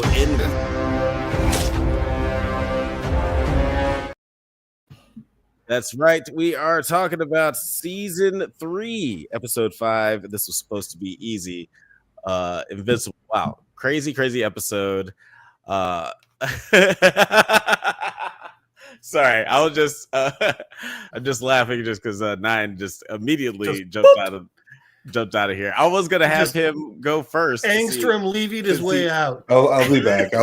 Okay. You guys don't know he's the resident hater of Invincible here on the Boo this man. You know, everybody has their opinion. I'm curious to hear what he thought. It was so episode, funny though. Yeah, some of them are wrong. Last episode of this show, Terry came on right after 9 left. Oh yeah. And 9 had just dropped a grenade in the whole goddamn show and the chat. And then Terry comes on and just says the complete opposite shit. Like dead ass complete opposite 100% the whole way. And now they can debate right here in just a few minutes. April 15th, ladies and gentlemen. April 15th in the Omni. I'm gonna tell you something, brother. He doesn't want none. I got multiple. Y'all have all witnessed it. I am like the most powerful member of this channel now because I have collected all of you now. I met Alex in person because if the chat doesn't know and people don't know, we all really don't really know each other too well. Like, we know each other. We know each other, but we don't know each other. We are not. Some of us have not actually met in person. Some of us have not met in person. That is true. But I don't know. Like the ones of y'all that I've met, I mean, I probably don't know. We probably know Jeff and Blake more than we know y'all, just because of how many does it hold ups they've done, and how many times because when you do a doesn't hold up, the after party is pretty lit. Not gonna lie, I've slept at this man's house too. That's facts. He slept at my house. He slept at my house. We've kicked it. We've shared bongs together. We've shared many smoking devices, and then Alex has picked me up from the airport. He's an airport picker-upper friend. Picked him up in my car, by the way. Then we went to Morbid Zoo's going away party. Shout out to Morbid Zoo. She was kind enough to invite us to that. That was fun. We got to see producer T and Mariana battle it out the DDR. That was little known fact. I used to play amateur league, semi-professional DDR back in high school. I used to play for real. He's a ringer. Tell y'all right now, since we're talking about it, let me tell y'all right now. If we weren't normal motherfucking people who don't clout chase or none of that shit, we would have been recording that shit right there, and we would be playing it on here right fucking now because it was lit. They had mad people watching, and literally fucking everybody else had their phone out. Everybody else was getting good content. That's how I know we ain't shit. I was just like, enjoying else, the moment. Yeah, everybody else is. We're just in here like like it's normal. We're in here like it's 1986. Sitting here just watching things happen. I even told myself, I was like, we should all get a picture with Mariana before she like dips, and that did not happen. Hell no! Why are we gonna do that? No, I'm joking. Why would we do that? I'm joking because people, taking pictures is a thing that always has happened since cameras. Yeah, I know, but I'm just never good at that. I didn't take like a single picture this weekend, except for my car getting fucking broken into. God damn it. That was a good one, dude. That was about it. Can I ask you where your car was? I was at outside your place. Vermont and Santa Monica. No, he was joking when he said it was outside of my place because I was like, Bill and Alex set me up. I don't know how this happened. Vermont and where? Vermont and Santa Monica. I went to that he was in Hollywood. Vermont Hollywood. Yeah. What is it? Oh no, wait. Is it? You know what? I don't want to give them. You know what? I don't want to give nobody no goddamn love right now. I know where you're talking about though. Vermont and Hollywood. Yes. Yeah, that's prime. Get your shit broken into area. For those who don't know, Hollywood is a scumbucket, scuzzy, weird fucking place to be. I've never seen a more wretched hive of scum and villainy. Filmation. No, they also like.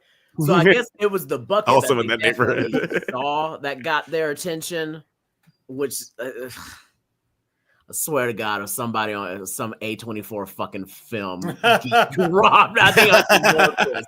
Like, I hope it was a crackhead and not come to Hollywood where the art geeks that just it was definitely a homeless person. It was definitely a homeless person.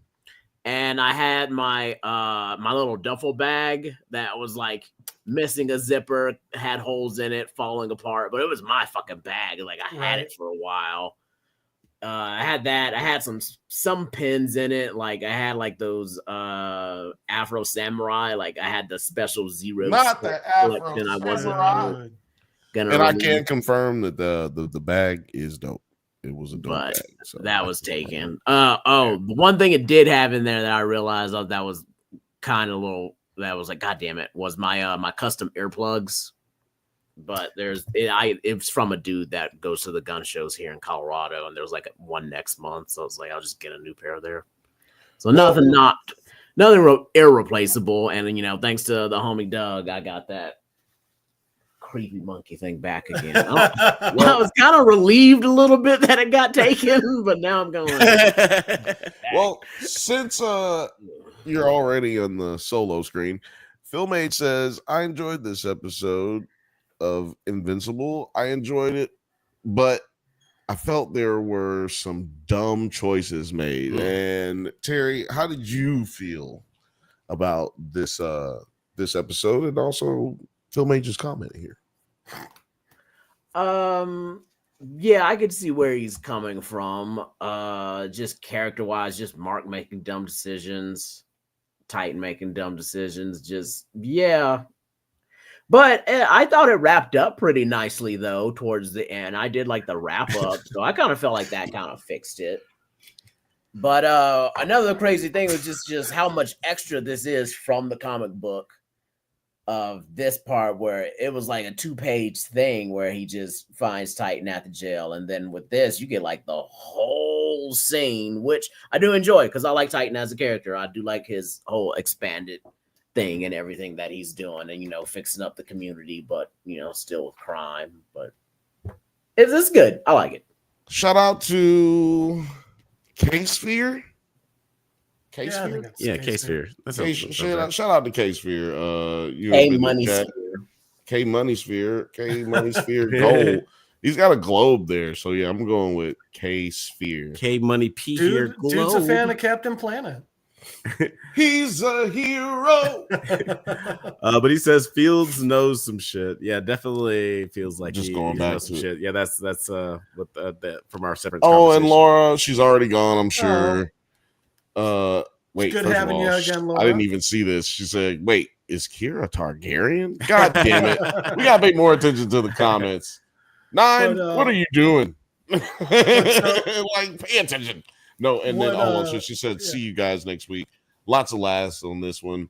Thank you so much. Thank you so much. Really nice to see you again next week. It's always nice having you hop on.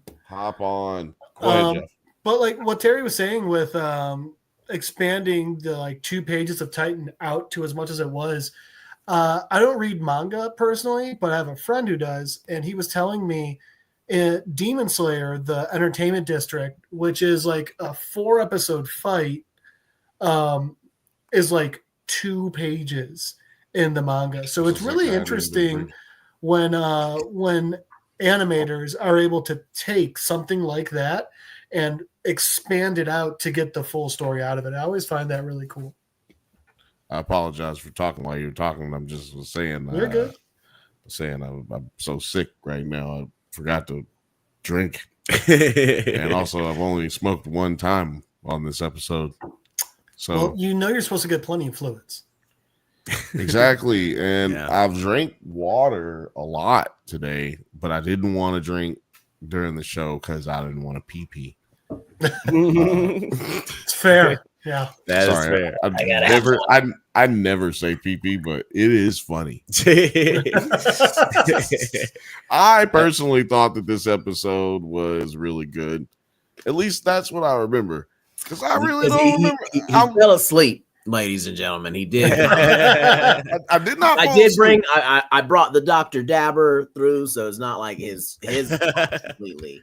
I fell asleep, but I've watched it 3 times since then. I still don't really fucking remember what happened. Yeah, is that not crazy? I watched it with you. For me, it felt like it was all just kind of weird filler. Yeah, and good filler. I enjoyed. It was good filler.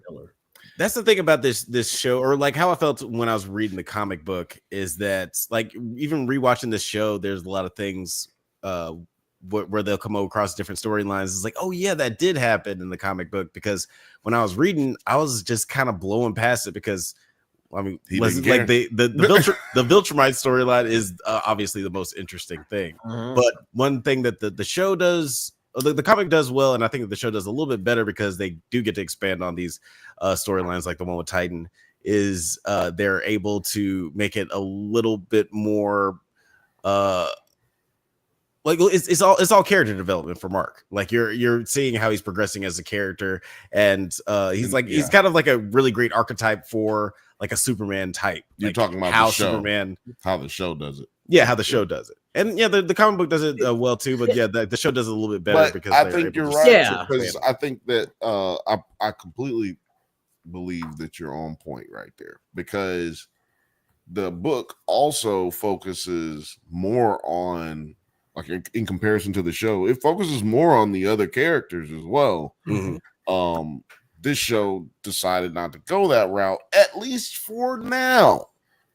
But I think for a little, like this season has really been about getting them other storylines out there, or trying to create other storylines for this multi-character show that really has just been the Invincible show for the last 2 seasons. Yeah. And like the way that they do it in the comic books, they could have gone sort of the Boys Gen V sort of way where they could have a Guardians of the Globe cartoon like in and of itself, because like in the comics it feels like the number of heroes is a lot more expansive. I think that also has to do with rights. Like we're not gonna see Savage Dragon and you're not gonna see Spawn come through like or anything like that. But through, I think we could, but like you said, it's a rights thing, and I think that's also the reason we have not seen the other characters expounded upon, or another what do you call it, like a spin-off show, like with The Walking Dead and with other shows, like you were just saying. What was the fucking show you just said? I think this that show. I feel like maybe there might be hesitation on a lot of these people's parts, because a lot of just comic book stuff is just people are getting tired of it. But with Invincible doing so well, you may see more of image writers being like, hey, come through with mine. Come through with my shit. Turn my shit into a show. Like if Todd McFarlane came back, I would fucking be watching Spawn all day. All right. Well, can we get a Saga TV show? Can we get a Saga? No. Show? Like I know for a fact, it's not an assumption. I know for a fact that the reason we're not getting certain characters, the reason they're not moving on and doing more spin-offs or like a Guardians TV show. Yeah. They're not doing that because of the rights. This show is barely owned by Amazon, basically. From the way that I've heard that it's set up, this is really like a month-to-month lease.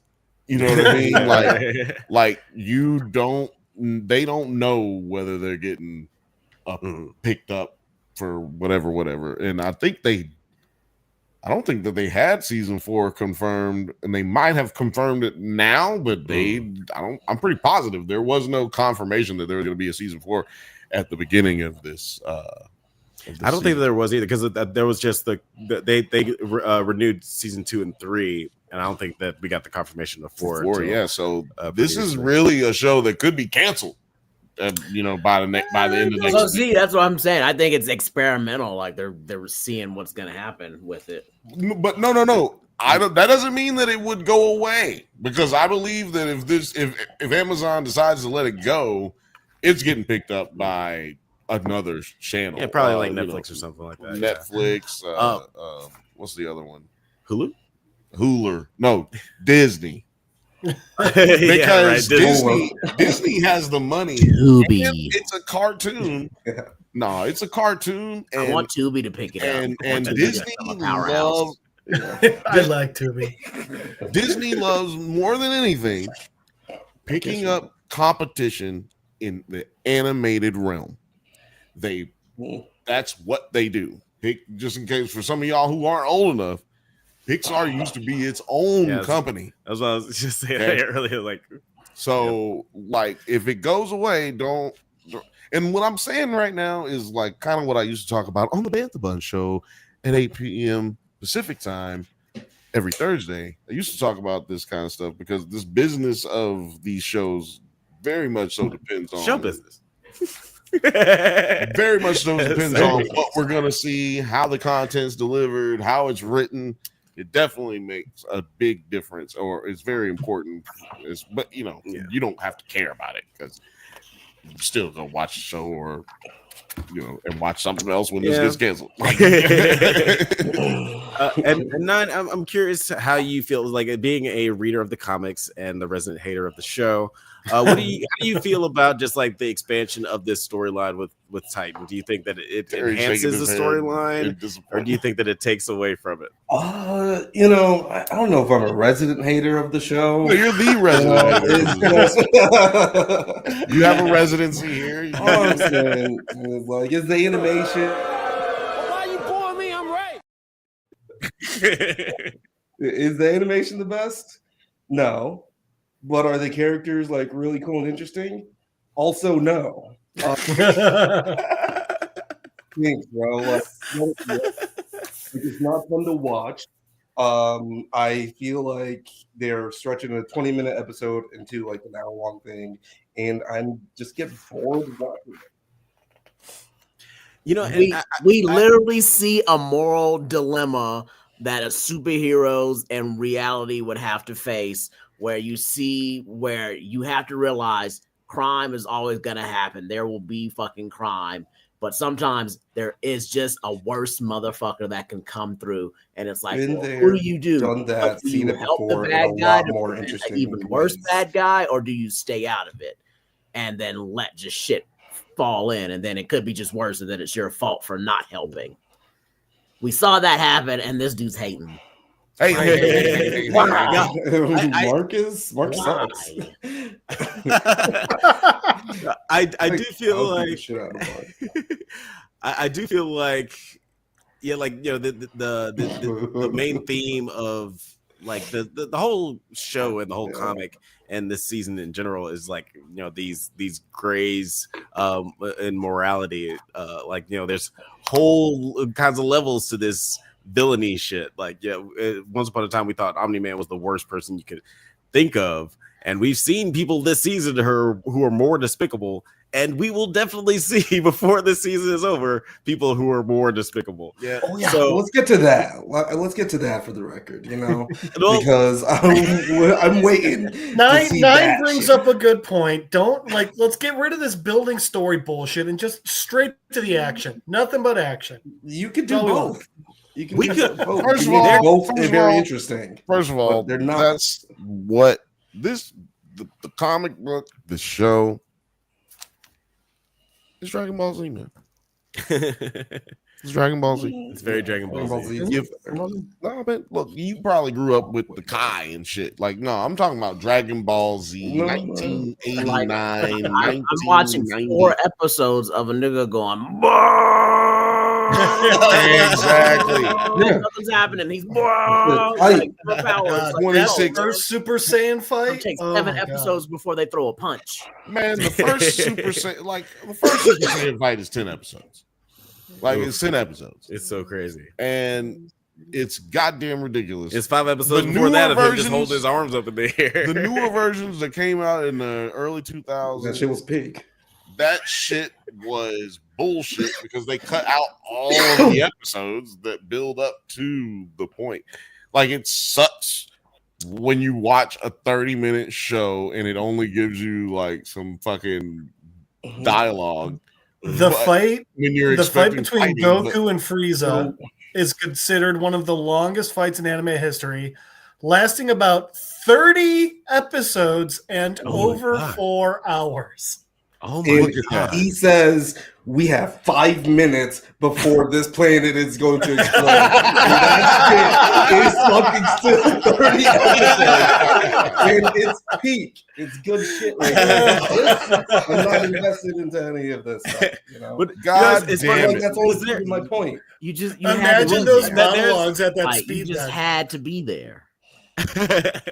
I think that there is a version of this show that they could have done where like it's 3 seasons and we only just like streamlined the Viltrumite shit. And like there was upon a time there was like the movie that was greenlit by fucking pissed off the book readers were like oh yeah, you're come on, man. Yeah, because look, as much as Nine is complaining about the story and all that, take out the goddamn all the story and just do Viltrumite shit. He'd be like, well, I just feel like there was some characters. See, because y'all just be hating out here. Haters just hate. But it's people are getting the fatigue. What I was gonna get to is that hold on, because I was gonna say because this episode was boring, but the series has not been boring. But the season has.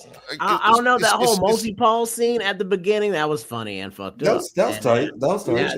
Yeah, like we're skipping that part. Yeah. Like get that. And part. actually, I don't know if I can even play this. Well, I mean, I don't know. We might get demonetized, but we're already demonetized. Please. Thank you.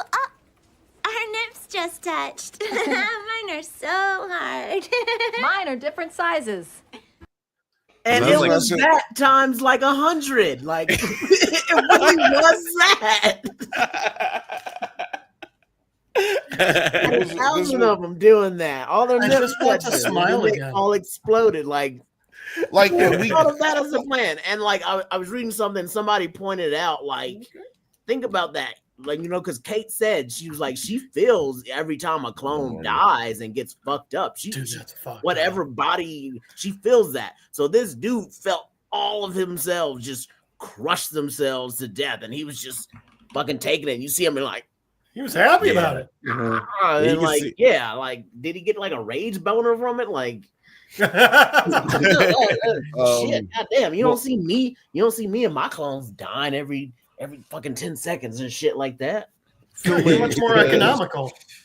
Philmate said, how can you shoot a kingpin in the head and drop his skull-sized bodyguard, his Hulk-sized bodyguard, and not shoot him in the head or drop him in a volcano or jet turbine? Yeah, I would have probably like threw that nigga into like space or something. My thing is that they, in the beginning of the season, they're like, Mark, you're so much stronger, so goddamn 198 right now. Stronger, and he's just still a bitch, man. Like, when you see some cool shit because he's Superman. I just don't. He acts like Superman, except he can get hurt. Superman pulls his punches, but he can't get hurt. If I can have something stab me, I'm going to motherfucking try as hard as I can before they hurt me. Superman can get hurt by magic. And I'm telling you, if that dragon dude wasn't magic. Yep. Yeah, like, but one of the things, Definitely. He was like, you're an alien, but bro, I am like not of this universe, straight up. Right. Right. And one of the things I love about the comic and the show is that the comic, like, all right, that's good. But that's how they. That's how they did the first season. To me. That's how they did the first season. You didn't have to complain about the first season, but this is exactly how they did the first season. No, and I even said in my review of the first season that, like, though like the animation excels at times, there are a lot of times like this where you can see that they're just trying to like lower the pencil mileage and just like get as much, basically try to get the shit done as quickly as possible. So I don't know. I wouldn't mind waiting another year or like a year and a half before we get our next season, just for them to get like the animation a little bit more, I don't know, impressive. Damn, what was I talking about before? You can wait for 2 seconds if you want to try to remember. Because I want to play this real quick. Let's actually just start at the top of this episode. I was just talking about what spectacular most of the time. When you see Invincible flying around, sometimes he definitely feels like a cutout, just kind of moving around, and that's 100% coming from budget and time. And the story is compelling, but I will say. So I just wanted to point out that was the director. No, that was an animator from Pixar. Okay, yeah. It's budget and time that is causing all these issues, and that just shows you how little they're actually putting into this series and trying to squeeze something out. Amazon has all this goddamn money, and they not putting anything into these shows. Yeah, like it's weird. They spent all of that shit on the garbage ass Lord of the Rings show. Yeah, I would love it if Invincible looks like Arcane, like which is like a visual spectacular. Even if it looks like Pantheon, which has a very similar art style, but they actually go in on like just creating a mood and a feeling with like all of their animation. I think it should look like Common Side Effects. I think it should that'd be fucking crazy. It's like almost just like kind of bare bones Avatar: The Last Airbender. I feel like such a good show. Where I'll get another one. I get another Avatar. Actually, like compared it to the Bruce Timm like Justice League vibes, like that's like, which is like good, but it's not like super impressive. I always just kind of, which is why the story is what matters. Yeah, story is like the story like carries it. I'm just saying those Justice League episodes, like animation isn't anything special, but it's iconic cartoon. Yeah, absolutely. You could see kind of like the style on that. This is Pantheon. I love this, and it barely looks like Invincible style, but they got like a certain mood and like just coloring and like artistic style to their shit. Why are you so moody? Get this guy to do season 4. Get this team to do season and 4. go watch Pantheon on Netflix. Hashtag make Invincible emo. So good. Emo-er. After Yeah. Mark suggests that he and Eve get their own apartment, she offers Invincible services to supervillain Prison. I personally really like the Invincible Incorporated creation from like Eve. Like I liked that she like dresses up as a businesswoman, but she's still like 19 years old, so the warden is not really feeling it. But what did you guys think of just like the fact that they're just trying to like literally capitalize on their superhero-dom? Produce T, what did you think of the Invisible Incorporated? As ever, the hustler, I 100% agree with it. If if you didn't want me committing crimes and you wanted me to be like a hero, well, you're either gonna have to give me all my bills and stuff for free, like I'm on a hero program, or you're gonna have to pay me. Like I'm not doing this shit for free. And whatnot. I'm a United States citizen and all this shit. I still got rent. I'm not gonna be a hero for fun as a hobby and stuff and have a regular job. Fuck that. No, you don't gonna pay me. Yeah, you might as well like make some money off the most like corrupt and profitable system in America, which is the prison system. Like the private security, yeah. Break me off on that shit. It's funny because my friend was like, before we watched it, they asked me, we were like, does Invincible get paid? Like, how do they like make money? Like right before the episode started, I was like, oh shit, I have no idea. I was thinking like, Cecil probably blew up their house a couple times, or like was the cause of that shit, so probably got that paid off or whatever. But the government was paying when Mark was working for Cecil. The government was paying. They were taking care of all his bills and paying him on top of it. Yeah, and then but like also Adam and Eve, like why don't you just money? Money. Right? She's like, I can't do architecture because I don't know it. And it's like, okay, can you touch that tree and make it gold? Yeah, we could. Right. We even see her do that in season 2. She like makes a gold apple and gives it to her mom. Is like, hey, just go pawn this and make some money. So you guys don't have to have real jobs. So good. Yeah. But maybe she's grown up and she just doesn't feel morally. Yeah, like, she knows that it's not, it's not right. So she's not gonna do it.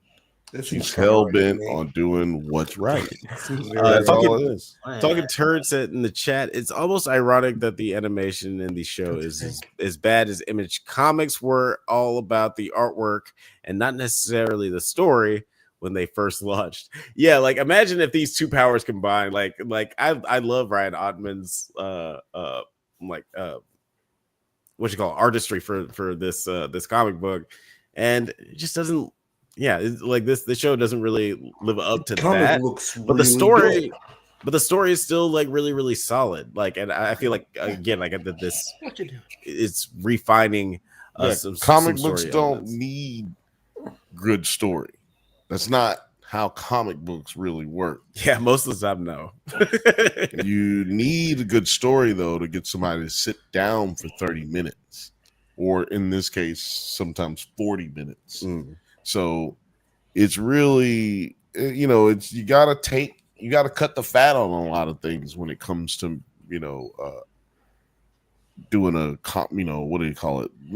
Bringing over a comic book into the television or movie realm. It's really two complete different mediums that you have to try to adjust and compensate for. Yeah. Adaptation is always hard, trying to switch over to a different way of storytelling. Why didn't you say adaptation when I was trying to figure it out? I don't know. I felt like I was going to be interrupting you. I don't know. It's like I'm trying to. It's like double dutch. You got to find. I was doing the regular TV thing where you're like, "Hey man, help me out." He didn't even help me out. He just looked at me. It's like, God damn it. Meanwhile, dogs. There's a dog on the screen. There's a dog on the screen. There's a dog on the screen. Oh, that's cute. So meanwhile, later on, Titan is pressured by Mr. Liu, a fellow crime boss and the leader of a criminal organization called the Order, into breaking out Multipol, or Liu will kill his family. Titan. Before we get into anything further, I do want to play this clip between Invincible. Not 2 times in one episode. I want to play this clip where Titan is trying to convince Invincible to break Multipole out of prison, or at least let him break Multipole out. What? No. Multipole's a murderer. I'm not letting you break him out. If I go, they'll replace me with someone who doesn't give a about anything but the order. And all this goes back to how it was, but worse. Yeah, no, we're not doing this.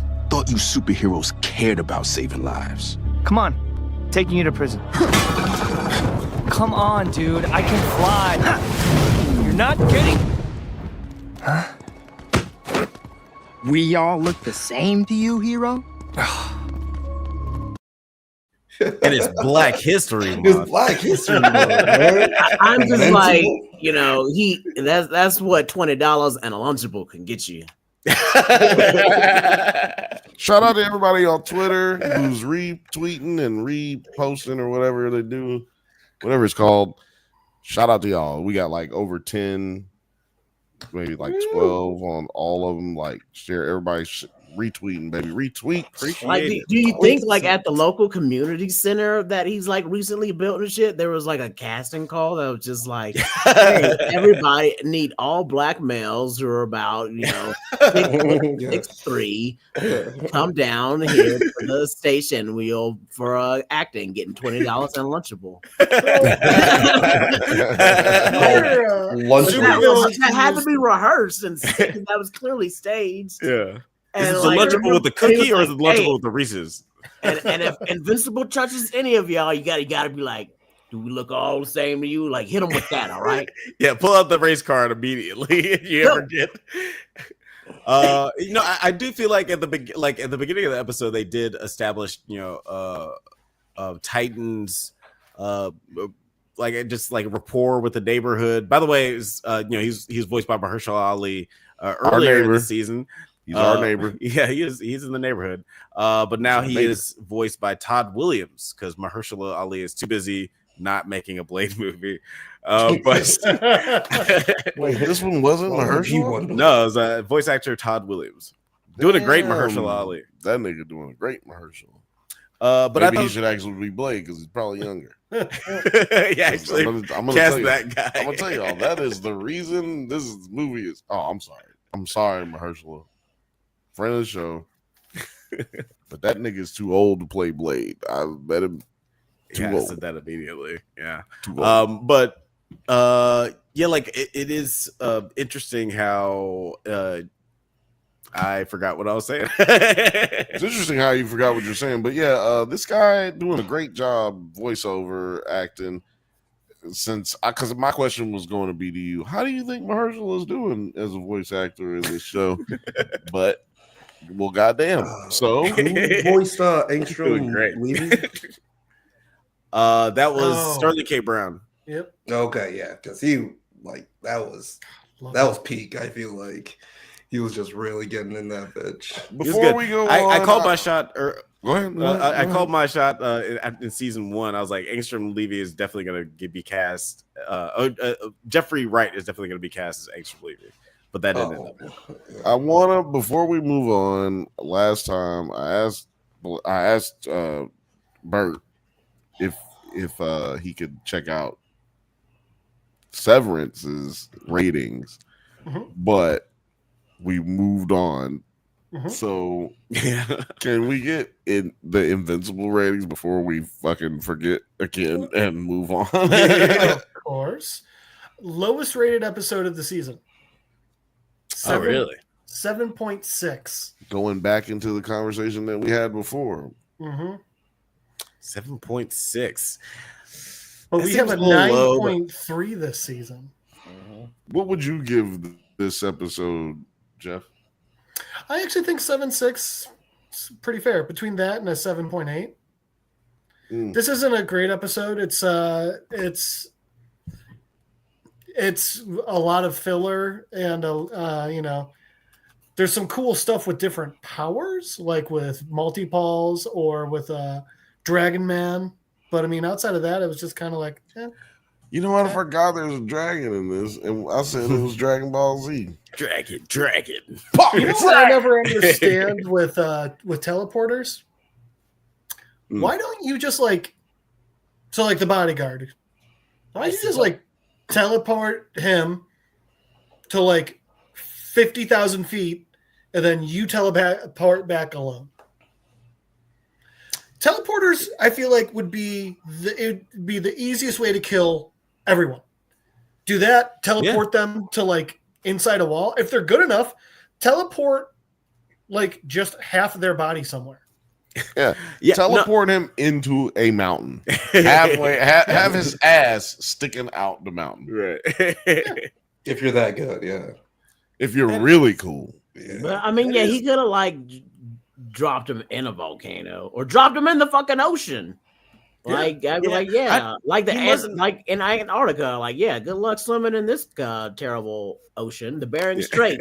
Have fun with this shit. What would you rate it, Terry? I would have maybe at least gave it an 8, just because I like Titan. Okay, Black History Month. Not gonna fail. Okay. 9.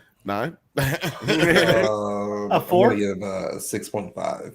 Ooh, this hating ass. I think that's still a fair score too, though. Yeah, for this episode, I was just, he could have said 8.5. I'd be like, ooh, this nigga. Could it go a 9.0? Man, I was just ready to say it. 9.0. This nigga like a motherfucker. Yeah. Yeah, You let me know, get actually 5.9. Or 9. So I can put 9 in there. What about you, Bill? What would your rating be? 7.6. 7.6. You know what? I'm just gonna be just. Film Age said 7.6 as well. He said it's a solid score. It is a solid score. And I would even say 7.5. Like I'll go 7.5. Just what the fuck is this? Price is Right, nigga? What the fuck? For come up underneath. What the fuck? No, and I like at first I was like, that seems kind of low, but I was like, nah, that's pretty accurate. No, you know why? I'm gonna go with Film Age's comment earlier where he said it was boring. Because I thought that at one point in it. I go to myself, this shit boring right here. Because it's the parts where they're doing too much with him and Eve, with Mark and Eve. They're focusing on it too much. We have established that they are in love in season 1, and we established that they're in love in season 2. We do not need a season 3 where we're just building up all of this relationship shit. And I think it's because they think that, because they did the Eve in between the seasons special episodes. They did that. I think it's because they're trying to get more females involved in the show, like get that demographic, bring that in more, because Eve has the potential to be one of those kind of big characters, like a Wonder Woman type character for, you know, the masses. And I think they're trying too hard because it's like the Bechdel test type shit. Like we were talking about it, I think. Like, do the women in this show talk to each other about anything other than what's going on with Mark? Right. Well, you know, I do really like I mean, I liked the development of the relationship between Mark.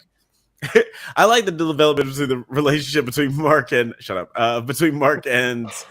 Eve, because they. Like, you know, I've always said, like, you know, Spider-Man, like he always ends up with Mary Jane in the comic books, but I felt like his true love is Felicia Hardy because they are on the same level. Like that's cool. Because they both know the vigilante, like superhero game. And I just feel like, you know, this is one of those situations where Mark can have that sort of what?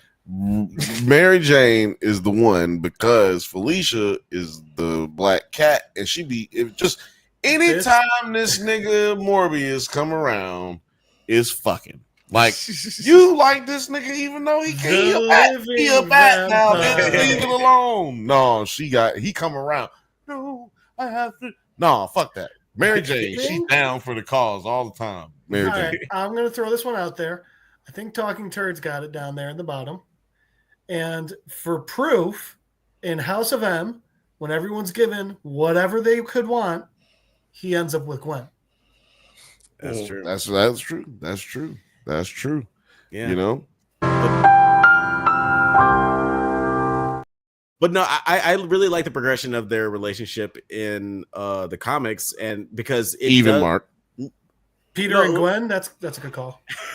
Peter and Gwen, but also between Eve and Mark. Like I like how that develops in the comic, and like I don't see any deviation between that and what they're doing in the show. That. I just feel like I'm just saying it's boring. I agree with you. I agree with that. Everything you just said. I'm just saying, television wise, that's Gesundheit. Did you? Bless you, motherfucker.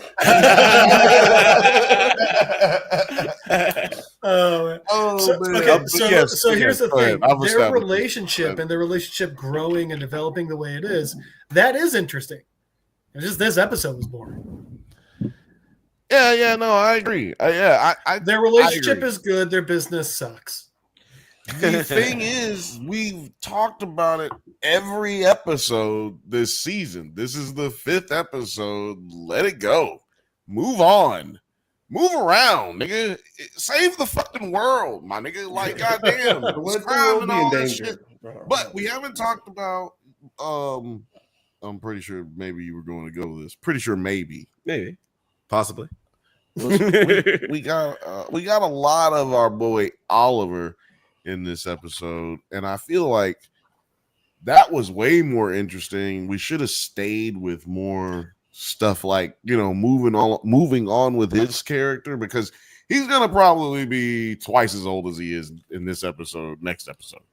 Yeah, obviously he's got that. He ages a lot faster. You know, in this episode, Debbie sends Eve and Mark in search of Oliver, whom they discover who has befriended 2 children while defending them from some bullies. Now, I thought this was interesting for a lot of reasons. One, like, it seems like they were just like Oliver's about to turn these kids into soup. Like, it seems like he's just about to fucking destroy these kids. But he decides the bullies. Yeah, the bullies. But he not his homies. He decides he's gonna be a good kid. You know, like it's a nice little character moment for Oliver. But I find myself being like really intrigued by it, because I don't feel like they did a lot of development into the morality of Oliver in the comic books after that one moment where he killed, after he killed the Mauler twins, and he has like this shifty look. Yeah, he did murder, and he had a shifty look, and then we never really. Mark is like, do not do that. What the fuck? Do not do that. What in the absolute fuck? Nigga, I don't even do that. What? Stop. And then that was it. Yeah. Like, it seemed like it seemed like this show is doing a better job of fleshing out the aftermath of that. They're humanizing him more. Yeah. Nine's shaking his head no. Do you don't think so? Nah, he needs to be in juvie for real. Pretty sure they'd up him to full-blown prison for double murder. What the fuck? Yeah, they're like, oh, let's just see what happens with these bullies. I'm like, y'all lucky that ended like that, bro. We need a drop for the hate.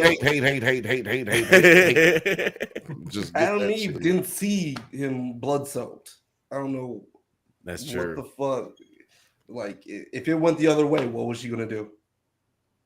Yeah, I was about to say this is gonna be really horrifying. She's like, no, don't, and then he's gonna fly through some kid. It's gonna be terrible. Well, my thing is to me, there's no reason to really harp on it in the comic books or here. This is a really good moment to show, because children are just that, right? Children. Like, if he's a kid, then he's going to be childish. He's going to have childish thoughts, which is like, if you had the power that he has as a child, you would think, I should be killing motherfuckers, like bad people. I'm not going to kill good people. I'm going to kill bad people. Right. But there's a fine people too. The reason you don't kill bad people as a good person is because there's a fine line between good and bad. And everybody's idea of bad isn't the same. Right. So, and then there's levels of like bad and good. Even in those parsed between people, you know what I mean? Those parsed situations that are between other people. Like you might feel like slapping a girl on the booty is bad, right? Right. And I might feel like slapping a girl on the booty is okay. Right. But murder shouldn't be the the reaction, you know what I'm saying? And as a kid, you wouldn't see that any different. And so I see and you wouldn't see it different until you made the accident, right? Until you did something wrong and then somebody corrected you. Right.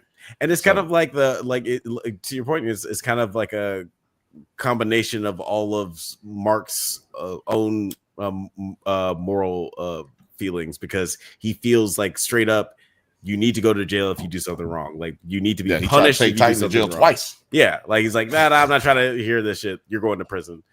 So he has this hard and fast rule about people who are bad, even with his conflict with Cecil. Oh yeah, the beginning, the beginning of the series. But also, he doesn't feel like you should kill anybody. So it's like those, the I don't know, those two things kind of combating it against each other is just like all of Oliver's persona early on. But we start to see that he's not so bad. Like Debbie and Mark are doing a good job of raising this little boy. Shout out to everybody watching on Twitter and on YouTube. Please keep it going. We got 84 people in the chat. We had like 89 earlier. Let's keep it going. Keep sharing. Keep retweeting. We got like 14, 15 retweets. Let's keep it going, y'all. Yeah, thanks for watching, guys. I see Nite's got this picture up of Rex and Ray, which I'm Car Ramrod. This is another thing that's sort of expanded on from the comic books, because Ray was a man in the comics, and as far as I know, like there was there was definitely no relationship. And Rex was a straight. And Rex was a straight, and Ray was, for the shorter period of time that he was alive, was also straight. But they didn't have any relationship. They didn't have any relationship, but it seems like they're exploring this. Man, show, God cool. Damn it! I almost said something that almost ruined this fucking show. Oh, don't do that. No, man. Like, it's such a good point, and I can't say it. And it's pissing me off. And it's okay, I'm buddy. mad. It's okay, buddy. Do we have a sad drop? Welcome to my everyday. This is what drives me crazy trying to talk about this show. Yeah, but I actually almost said it.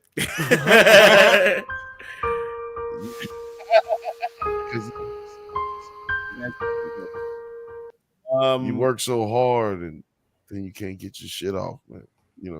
It's a sad story. I feel like Jeff when he got the ratings, man. You know what I'm saying? He got the research over there. Sad story. I'm sorry. But anyway, damn, I forgot what we were talking about. I want to try that wine. No. I know what we were talking about. No. I know exactly what we were talking about, because that's why I was sad. We're talking about Rex and what's her name? Rex and Ray. Yeah. Rex and Ray. Car Ramrod.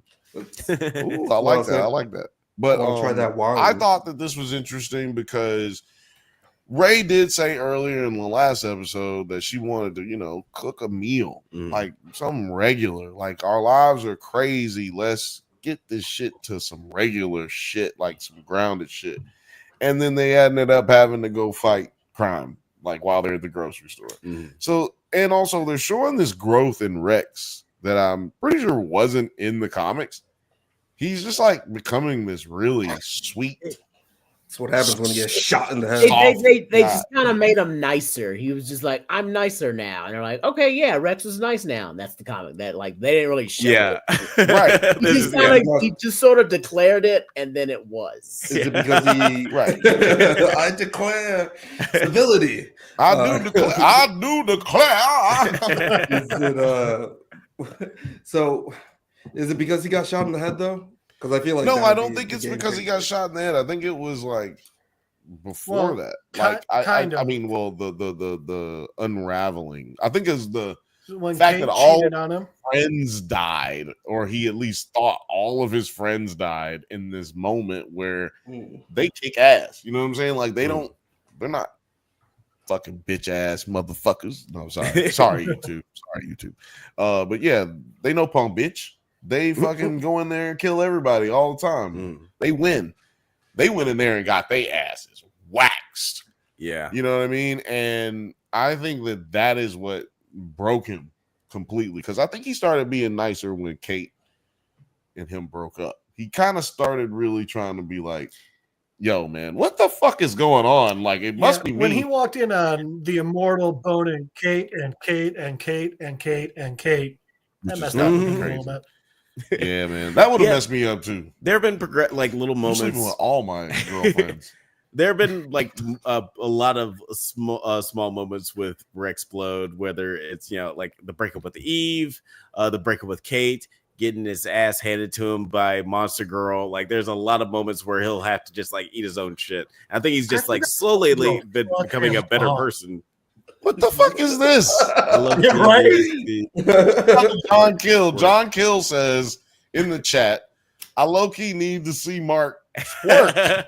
You know what? Because Mark has joined his second cousin once removed, Dick Grayson, as like Cheeks. Cheeks Central, because like Dick Grayson in the comic books, they always have like a fantastical ass shot of him. And like every once in a while Mark is flying, they just like make a point to have just a shot of his booty cheeks. So like huge trope in the Harley Quinn show. No, what you don't understand, got 99 people in the 99 people watching right now. 97. Now we come on, baby. Let's go. Y'all. Listen, Mark Torking is not in the animation budget for sure. No. It would look movement. Like pun not intended, but it would look like ass if they tried to have him do any twerking. But man, I'm glad you said pun not intended because I gave you the it came to my head and I was like, I don't want it to be directly related. But we did get. Should I meant Mark S, but I'd love to see that. That's not even better. Yeah, that's my bad, y'all. John Kill, let me tell you something. You just added to this motherfucking show way more. Like you added just as much or more than any of us did to this show right there with that comment. Moving right along. Meanwhile, Tight. Yeah, like we see that. Man, I'm sorry. I just stopped working now. Yeah, like not me either. I'm trying to get it out of my head. That's all I can see. Why would that happen? We just got to 100. Let's keep it going, baby. Titan is pressured by Mr. Liu, a fellow crime boss and the leader of the criminal organization, to call. Oh yeah, we already mentioned all that. Yeah, so Titan tries to laugh out loud. I'm y'all are dope. I'm subbing. Sorry, keep going. Titan refuses to break Multipole out of prison, which makes Liu freak out and basically throw him out of a window. And then fucking Liu tries to break Multipole out of prison himself. But since Invincible Incorporated are protecting the prison, we see Eve and Invincible show up on the scene. I just want to play this clip of Eve trying to capture Multipole. Don't even think about it.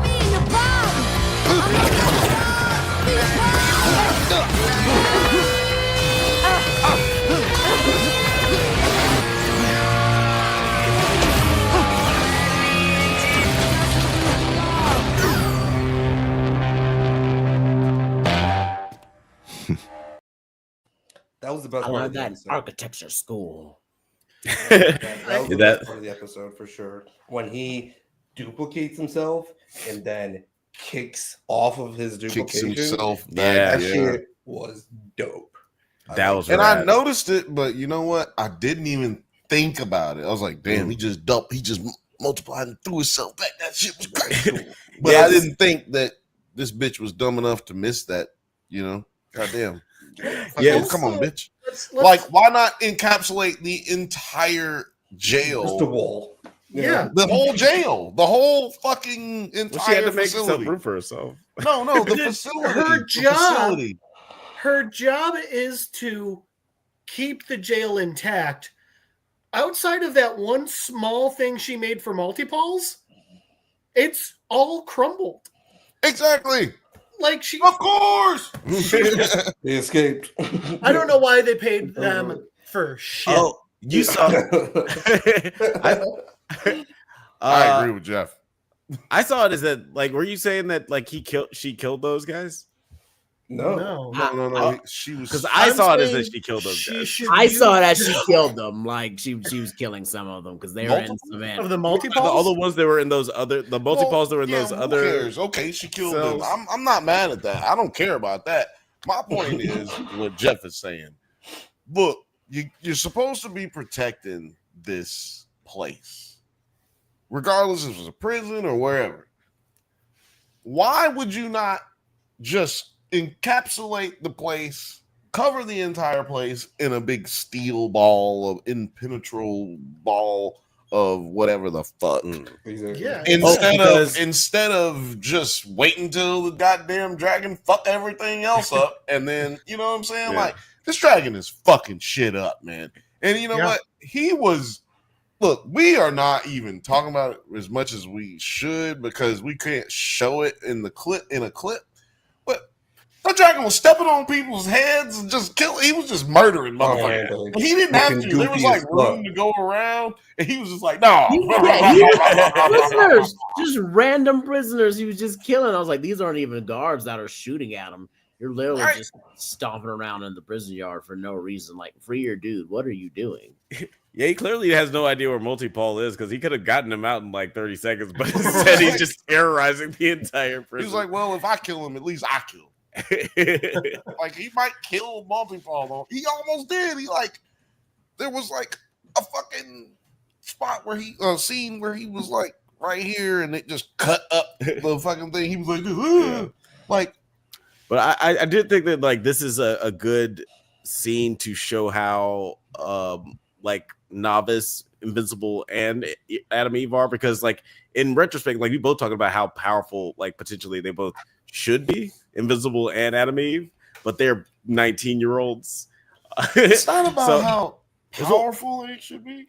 Well, Go ahead. With Invincible, like, you know, she's 198% stronger than he was last season, but he's still getting his ass whipped.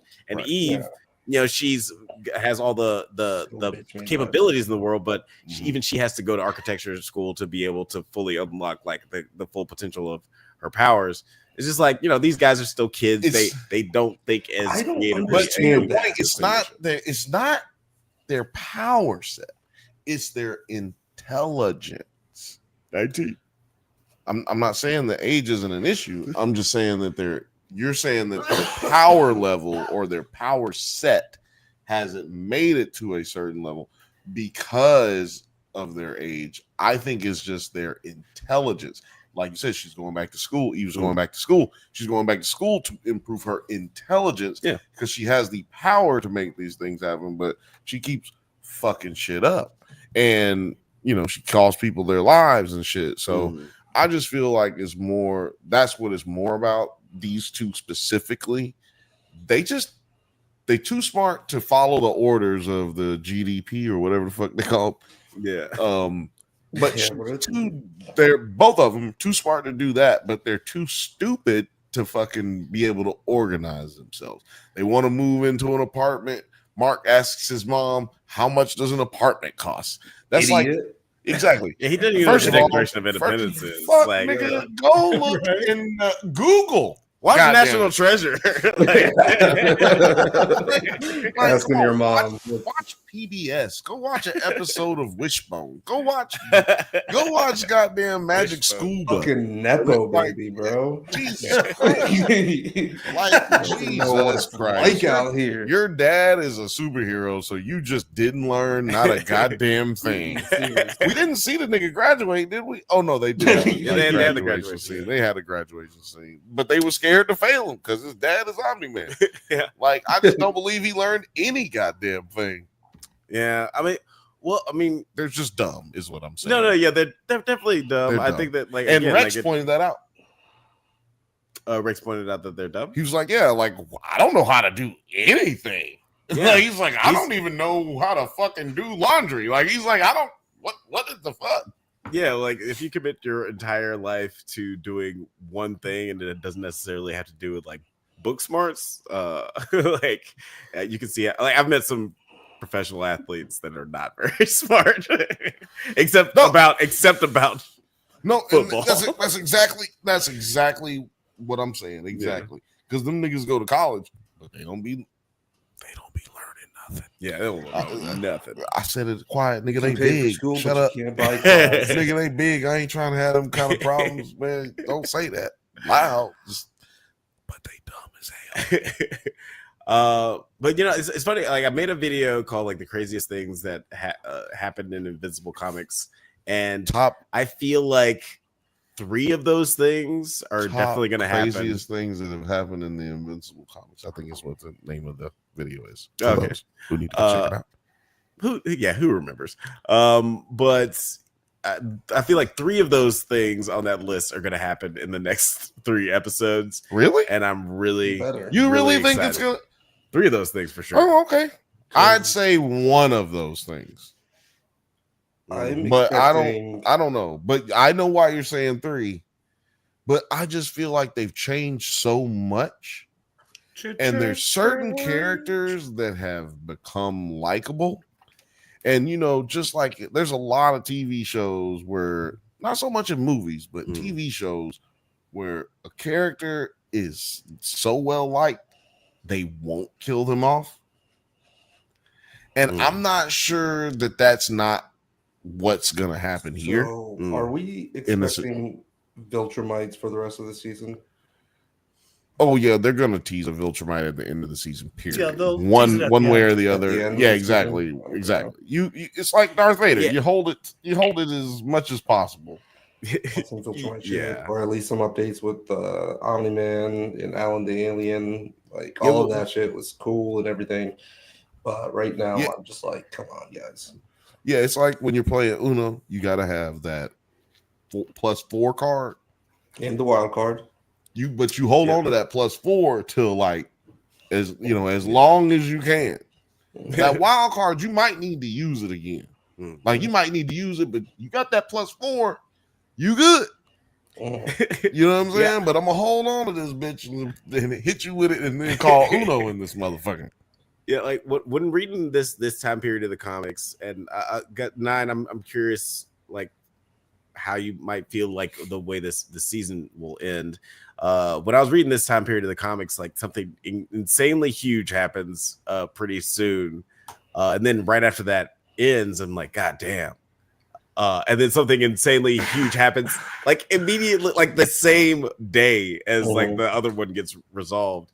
And I'm curious, like, do you think that the season's going to end on the first huge cliffhanger, or maybe the second huge cliffhanger that we're how many more episodes do we got? We got 3 more episodes. 3 more because they some punk bitches. Then probably just cliffhanger. I mean 1 cliffhanger 1. Yeah.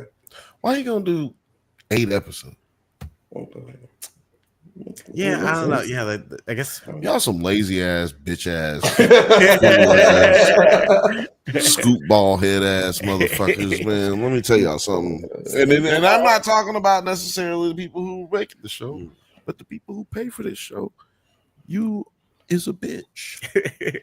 Please keep sending screeners. No, I'm joking. All right, guys. They've never sent those. I'm starting to fall asleep because I've been on the plane and stuff. Night, Terry. But all right, good night, Terry. Night producer.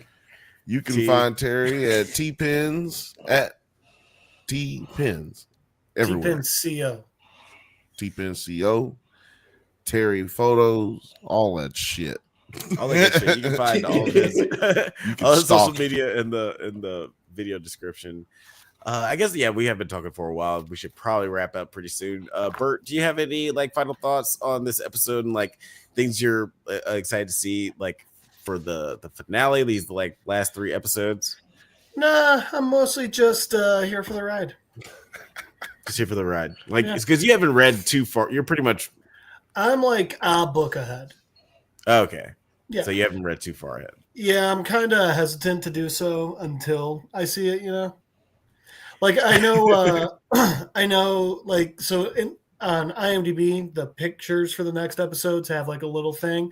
I know basically what they're about, so I'm not gonna be too surprised. But I figure once, I won't read ahead this time.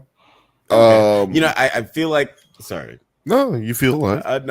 You might end up after the finale of this season. You might just like go crazy and just read all the comics through the summer. That's what I tend to do whenever we get to an end of an Invincible season anyway.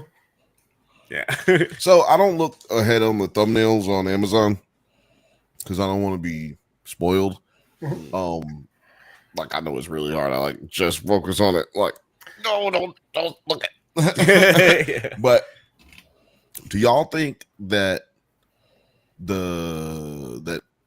Alan, the alien, and Omni-Man are going to go to Earth first, or do they go to meet up with the super Viltrumite out where Alan has come from? That's an interesting question. See, look, I just hit the book. I just hit the book, nigga, with an interesting question. He won't answer it. Go ahead. I don't know. I would think Earth first, but I don't know. They switched up the timelines between the two enough that I wouldn't be surprised if they do the other one first.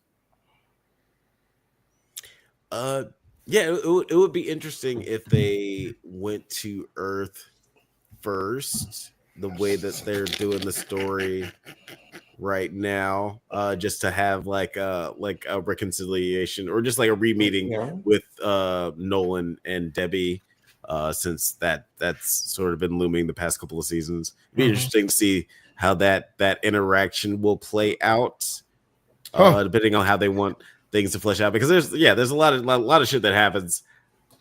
I feel like that would be interesting if they went straight to Earth. I don't know. I don't know the answer to the question. I do know the real answer to the question. Phil just said, and I just confirmed. Just happened. Kathleen Kennedy is retiring this year. Shit. But actually, it says here that she steps down. She already stepped down. Yeah, at Lucasfilm. Kathleen Kennedy is the Kevin Feige of Lucasfilm, for y'all who don't know, and she's also considered to be the reason that people don't like what's going on. And I've heard that she didn't really have too many hands on Andor, which is probably why we like that. Good, exactly. So you guys out there probably going to be happy about that. She gave me Indiana Jones, and a lot of other great movies. She's done Disney 40 years ago. No, I'm joking. Before Disney bought Star Wars and things got really crazy, she made a lot of really great movies. So more power to you. But that's not television. Movies are great. Television is different, and that's where they're going with Star Wars, and that's why she got to get up out of her. But Bob Iger ain't playing no games. Bob Iger ain't playing no games. But 9. Which one do you think is gonna happen? Where do they go first? Do they go to Earth first? Do they go to Alan the Alien and Omni-Man? Do they go to Earth first, or do they go get with Super Viltrumite? That souped up alien. Viltrumite. I feel like because this show is teasing us, they're gonna go somewhere else first, other than Earth. And you know what? Because the things that we were talking about, rights issues, there are certain things that they're just not going to be able to do. There's certain parts not going to be able to get Trump the out of space office. Journey. There's certain parts of the space journey that involve certain characters that they're just not going to be able to use. So they're definitely gonna have to change a lot of the story. Well, I told you, man. There's a lot of so- things that's gotta happen, and No. that's why I'm asking, man. I don't have it. Oh, Phil, he said, "What the hell is a scoop ball?" Let me tell you something. If you got a scoop ball head, you know what the fuck that is. You know, if you have one, you know. You've ever been called that in middle school? Yeah, You know. there you go, Nine. That scoop ball head. Y'all know what I have a scoop ball head, so. Well, we have talked, I think, pretty incessantly about fucking Invincible. We have talked about a lot of stuff. Talked about a lot of stuff. I do want to play this like real quick teaser for next week's episode of Invincible. Don't be a dick. Thank you. Oh, our nips just touched. Mine are so hard. Mine are different sizes. I said one time an episode.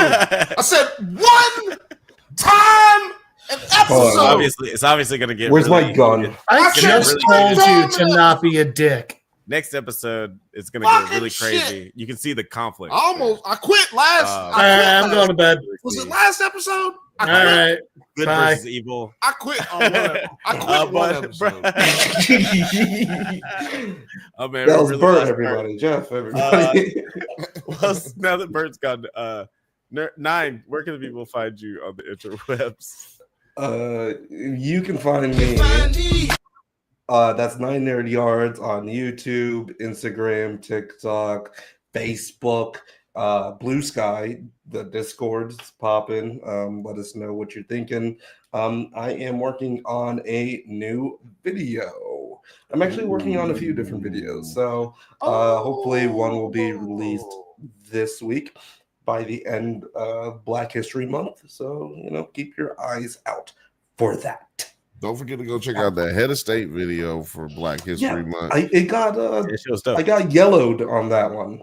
I've been getting yellowed.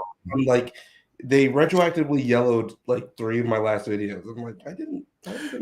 It maybe when they go it might back be on old shit. well, no, it might be curse words. Did you challenge? Like, did you have a request? I haven't challenged them yet. I'm gonna challenge them. it. Just request a review. It must be for like might have some curse words in there, but you can like mute it. I have curse words on so many other videos. I know. Well, that's why I said request a review, because you know what, YouTuber review guys, they're cool. I happen to like every single one of them. And when they deny me, Alex, you know what? When they say, hey, y'all's video was a little too raunchy, you know what I say? What's that? I say, let me request a review. And you know what they say when I say when they deny it? What's that? I say, it's okay. I understand where you're coming from. You know, do they let you know where? Because I don't know where. Oh no, I know it when it happens. Like I know, like you don't have to know where. I think I do. I do now. Exactly. Yeah. when you think about it, you go, well. During Black History Month, Bill, where can the Head of State video. Damn, Bill, where can the people find you, Bill, on the internet? You can find me at my house, mostly, if you know where I live. Please don't come here.